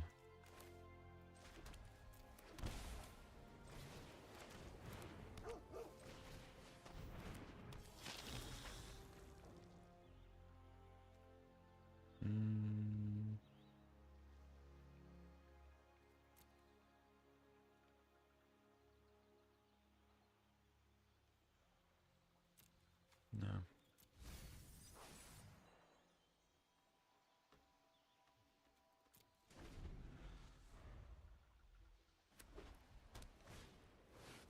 Leyline of Hope. Ah, they go to exactly 27. Damn. Okay. I can actually kill the Vanguard still. Because I drain them for 2, they go under. And then the Vanguard still has 2 damage on it. I think I do that. I could kill the Sanctifier too. Maybe Sanctifier's scarier. But they're out of cards, like they're running off the top. Vanguard's like a guaranteed life every turn. Sanctifier's not.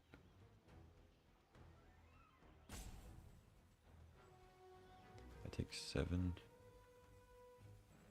I lose my Gorehound. Could block with Blood Witch too. Actually, maybe I block with Blood Witch instead of Gorehound so I can surveil.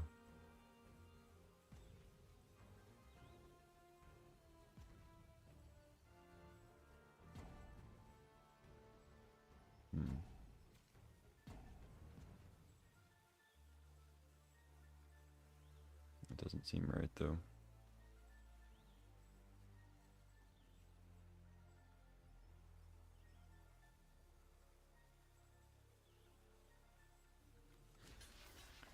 Alright, let's just double there. Take 7. Go back up to 5. Oh wait, no, I'm an idiot. Oh, I'm a fucking idiot. They gain off the Healer's Hawk. They don't go down. Damn it. Oh, that was stupid. I should have just jumped.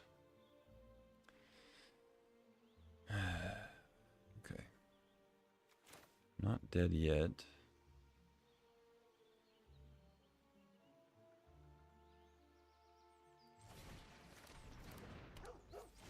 Wow, what a maroon.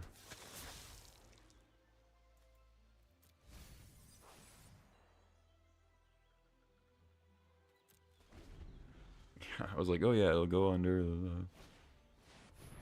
Oh my god.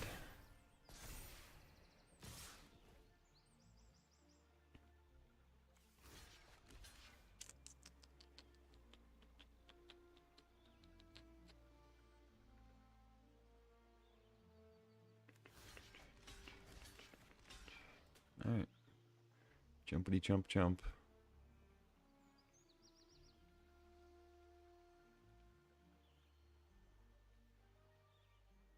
Just like that.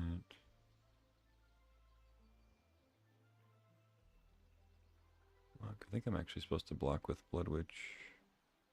Number 2 also.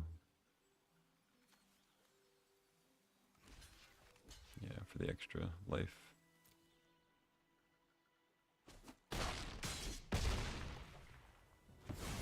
Then if I rip land, I get to raise the past. If I don't rip land, I lose anyway. I would have lost anyway, so it's fine.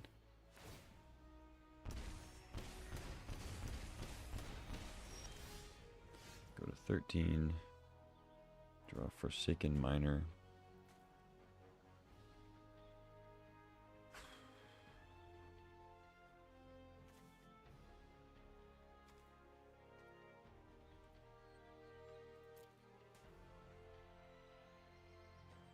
I'm just going to lose to the Healer's Hawk.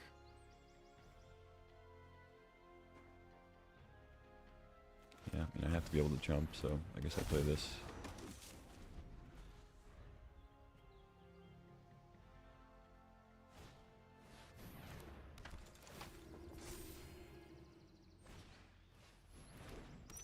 Sure. I think I'm just dead to the flyers. Sucks. If I draw a land here, like I'd be in decent shape if it weren't for the massive flyers. I don't draw land anyway, so GG. I guess it was a mistake to surveil that one land into the yard. I don't know.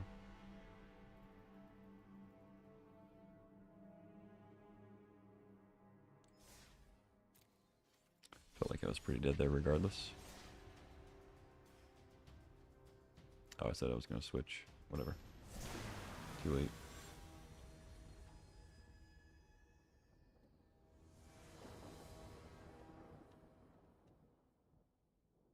Keep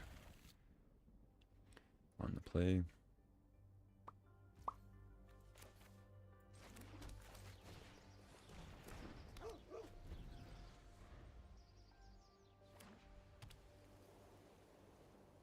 Oh, come on. Don't have a seam rip. Okay. Life gain again.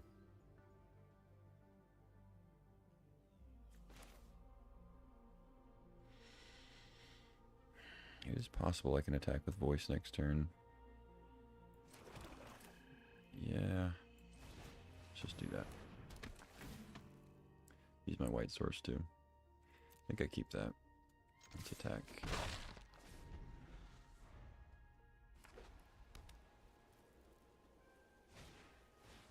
Chandler, okay. Becomes a 3-2, so I'm not attacking anymore. That's quick.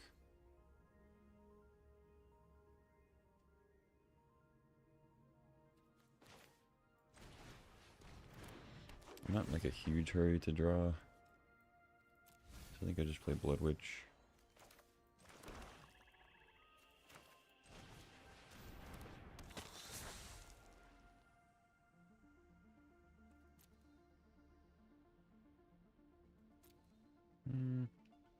Sure.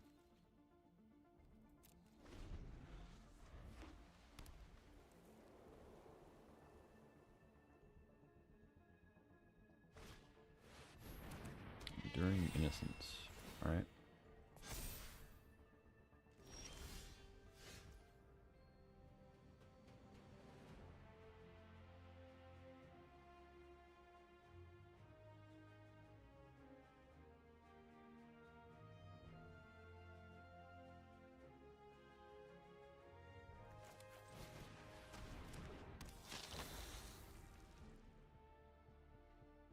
It is a second white for the raise.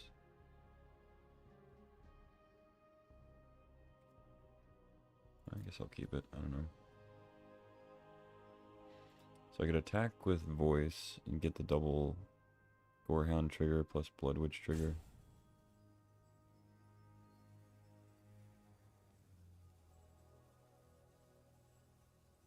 And then just sacrifice it to Conviction. Or I could just sack the Sage. Let's get this going, I think. Oh, well, I should have held control, I guess. Well, now I'm going to surveil it, because I'm getting multiple things here. Whatever.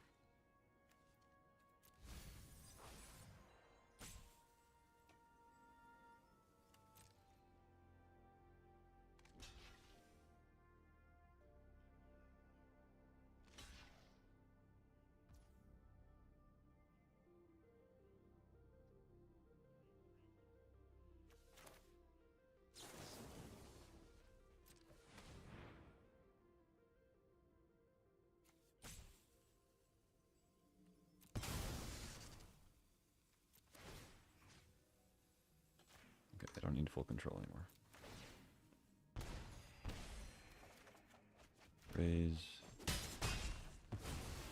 Bond them, okay.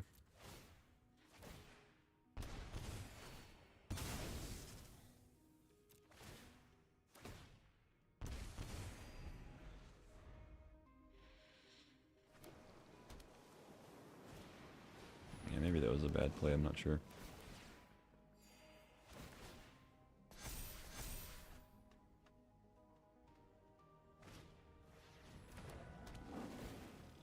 Yeah.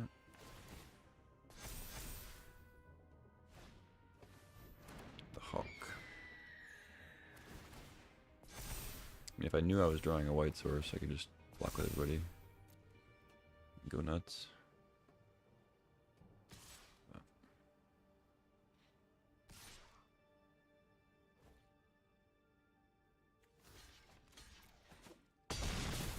Take 2.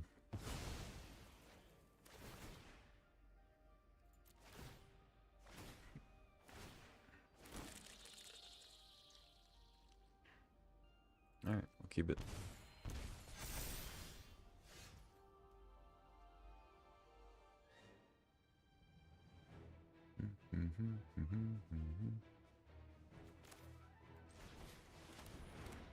Yeah, Sanctuary.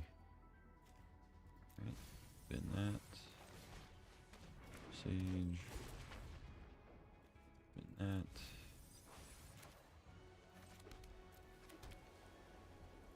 Alright, go ahead. So now I can block with everybody. Except bond them. And then raise the past. Hopefully works.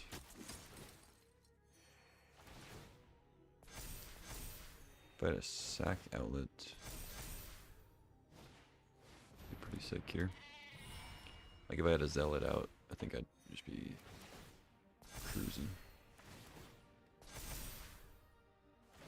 Can't have it all.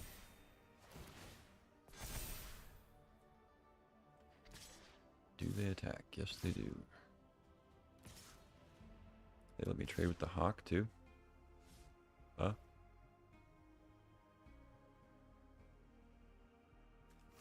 Deal.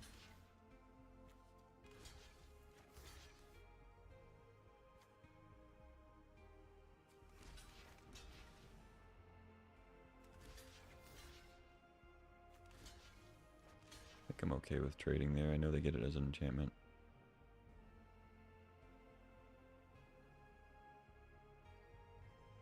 Sure, seems good.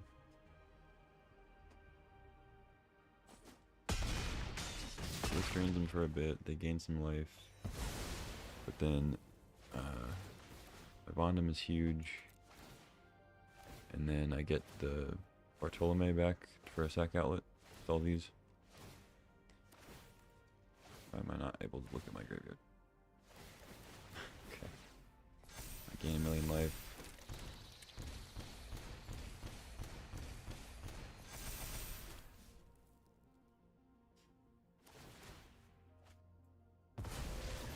Yeah, it should be enough.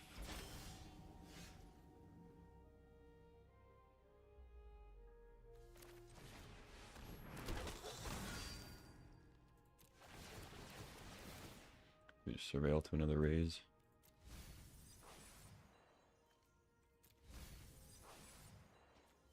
I mean, Zealot would be good too, but I already have a sack outlet, so let's just try to find another raise.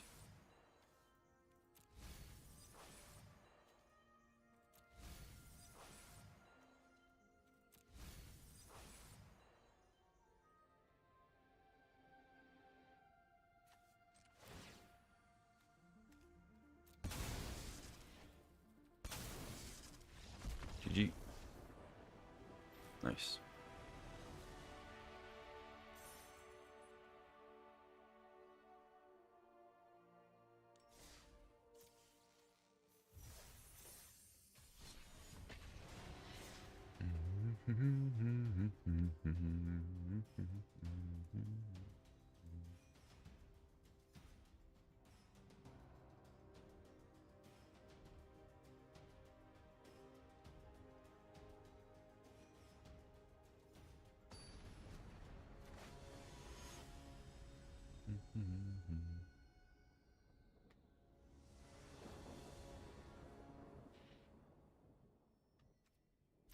That seems decent.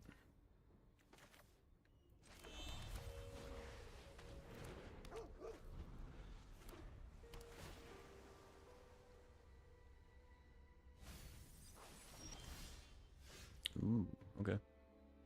River Regent. So, blue-white control looks like.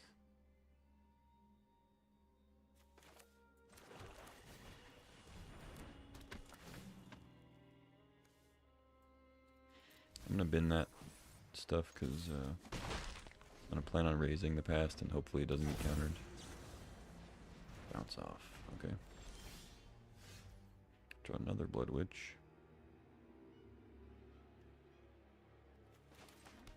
I think I would rather make sure I get a voice out.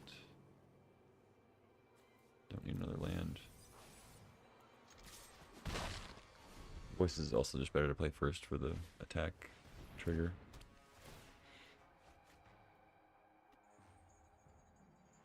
Also get more menace, or not menace. Card has menace, more surveils.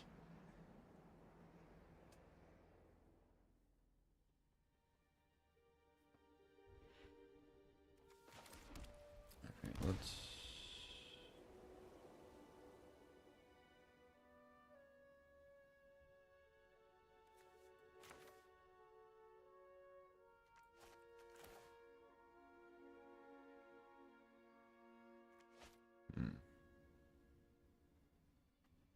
Pretty good chance they have a Wrath next turn. Playing Stereema, is this? This might actually just be the Omniscience deck, I'm not sure. They might not actually be playing Wraths. I mean, either way I'm playing Zealot, it's just a question if I play a second voice or not. I'll go second voice and try to just go for the win. Should have attacked first, probably.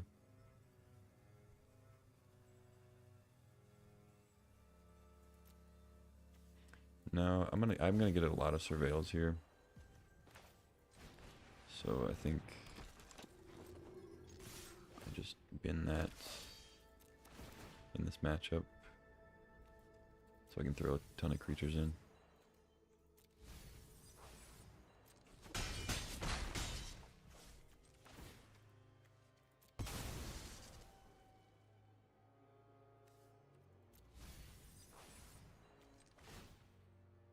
So I obviously miss out on some pings this turn with the Blood Witch for not playing it, but having double voice next turn is pretty huge. Also helps me if all they have is like spot removal, I could keep one of the voices to avoid a counterspell.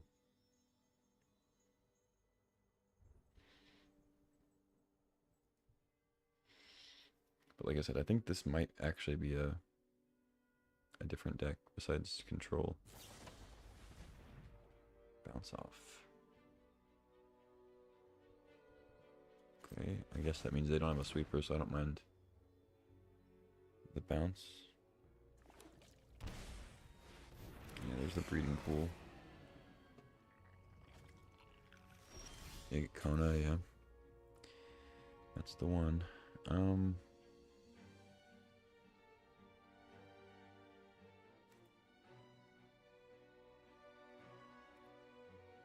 Yeah, I think I can just win with Zealot Blood Witch here.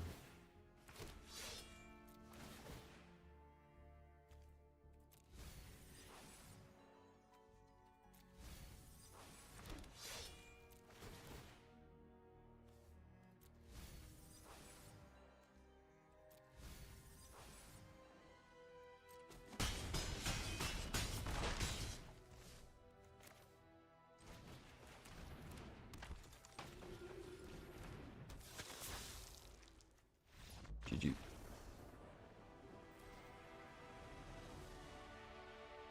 Sweet. 1 pip away.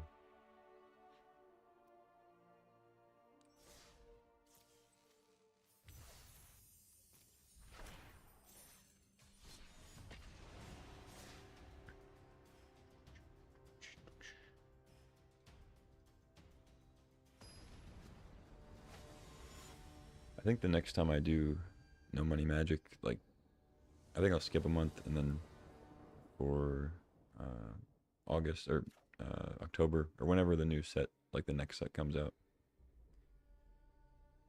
Might be a little later. But I can do it and play like a different constructed format. Play Explorer or Timeless or something. It would require a lot more wild cards, so might not be super feasible. We'll see.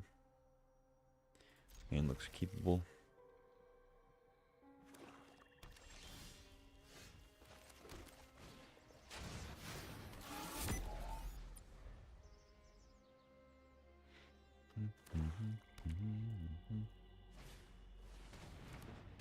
Demon Wall.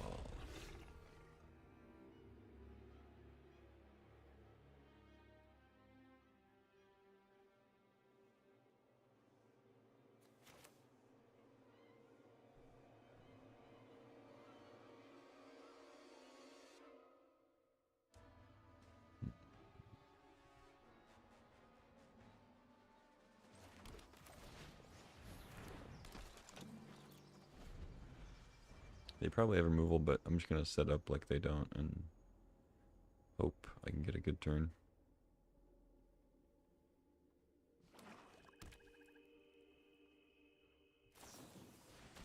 Yeah, there's nowhere to run. Playing Zealot, they get to play a 1-mana removal spell that could kill it. So I figured maybe making them have a 2-mana one. Something. But there's also, I have duplicate Zealots. There's that element of it too.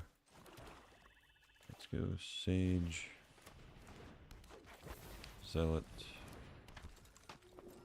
Pass. And I think I'll wait until I get Vondam out, but I could start sacrificing stuff now. I think since I have a second Zealot, I'll just wait.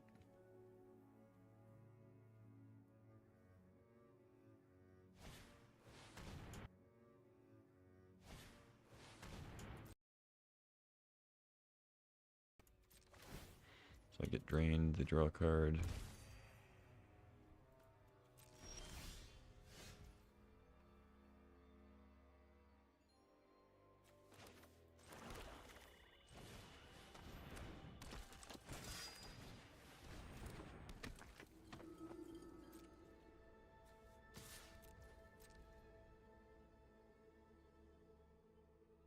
I guess I shouldn't have played my second Zealot first. See if they trade.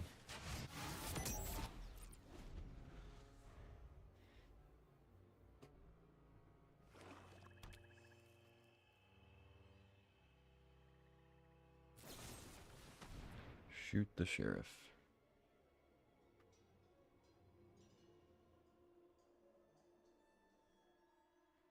Ping, ping. Okay.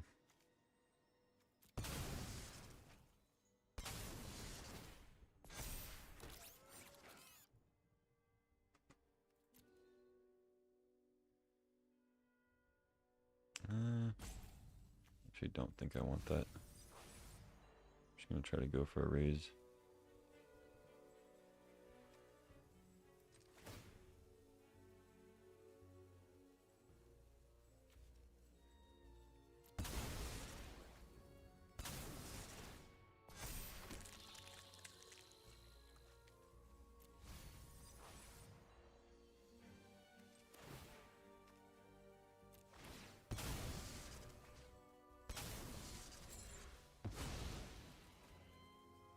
There we go, perfect.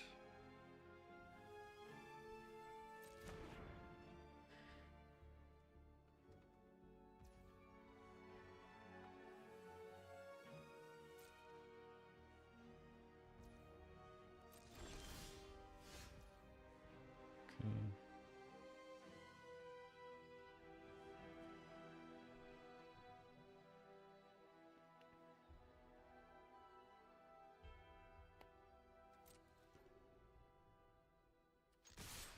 Go to attacks. I think I'd rather do this than playing in pre-combat. You take 7, potentially. Bin that.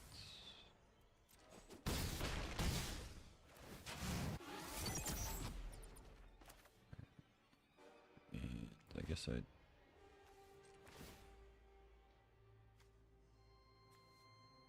see if I can get more things.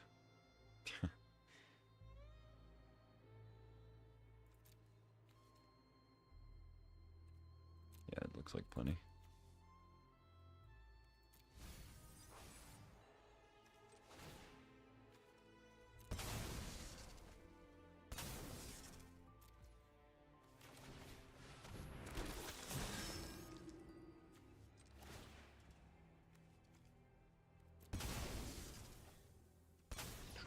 GG.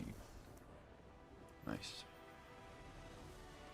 Turn 5 dub and into diamond. Nice. New deck, got some momentum.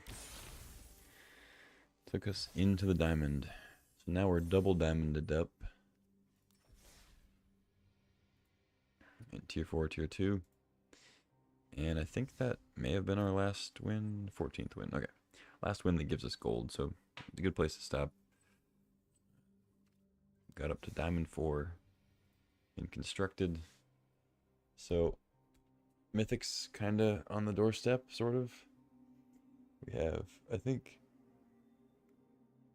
this season actually ends before the last day of the month. I feel like I was burned last time.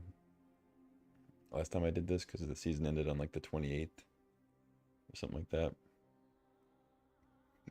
So if that's the case, we only have 5 or 6 more days to get up there.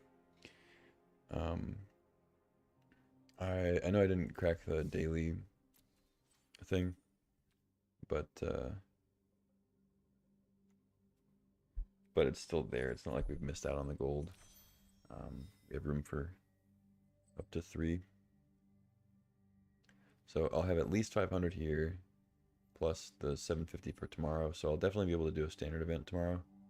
But the maximum payout there is only 500 gems. So we'd be up to 920, like best case scenario. And that's like kind of unlikely that you get the full thing. Like we were going to go 7-2, you know?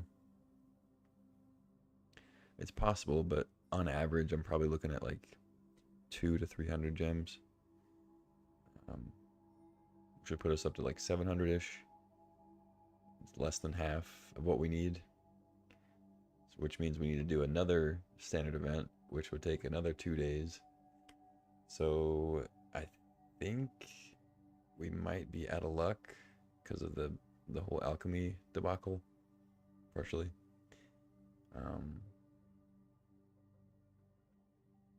Because we do an event tomorrow. It's the 23rd. We get however many gems. Even if it's 500, we go to 920. Then we need another 500 plus another 500-ish.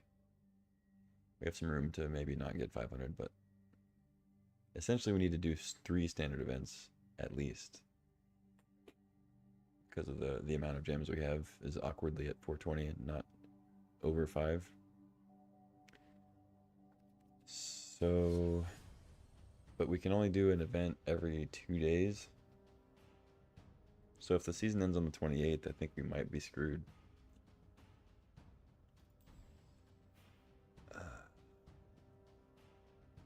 That sucks. Let's look at...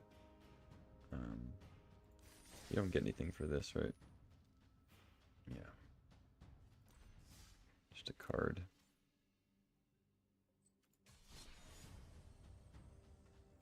Alright, standard events. 7 wins, 500 gems. What about the best of 3 event? Okay. 800, but it's 5,000 gold, so it's just doubled. Yeah, it's just exactly doubled. Okay, so that doesn't actually help. Because the entry fee. So what could we do? I guess, oh, you know, I guess our only option really is to enter a standard event with gems and just hope to get the right number of wins each time. So like best of 3, I would have to get 4 or 5 wins like several times in a row. But like if I enter with 750 and get 4 wins, I only gain 50 gems. It's really not that much. And I'm risking losing a lot.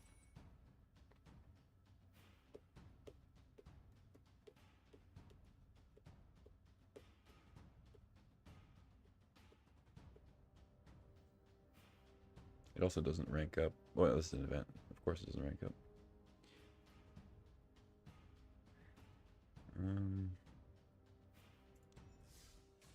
Yeah, I think we just stick with best of 1. We also have deck lists that are like designed for best of 1, so we'd have to do some other finagling to get a good best of 3 thing with a sideboard.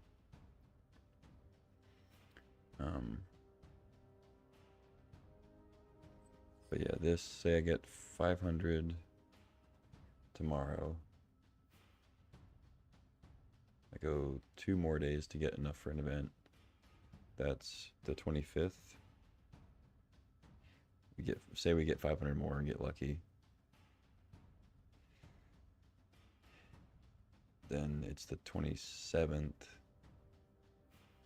We get however many more to do a draft.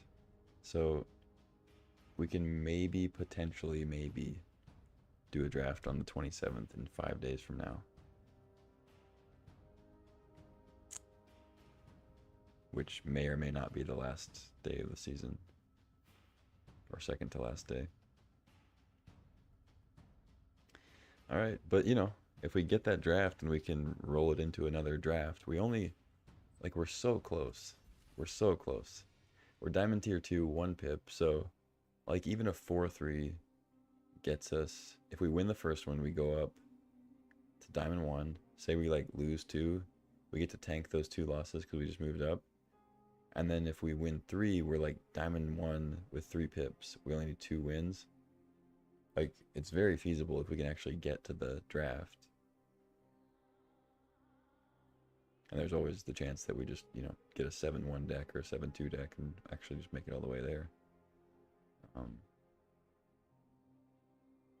But yeah, it's looking like we might not be able to draft for like 5 days. Plenty of time to level up and construct it, I guess. So maybe it'll all work out, you know? Maybe there's a reason we're timing it out this way, right up to the last minute. Because we're still Diamond Tier 4. There's still gonna be a lot of grinding in Standard. I mean, you've seen the win rate. It's, you know, right around 65 to 70% roughly.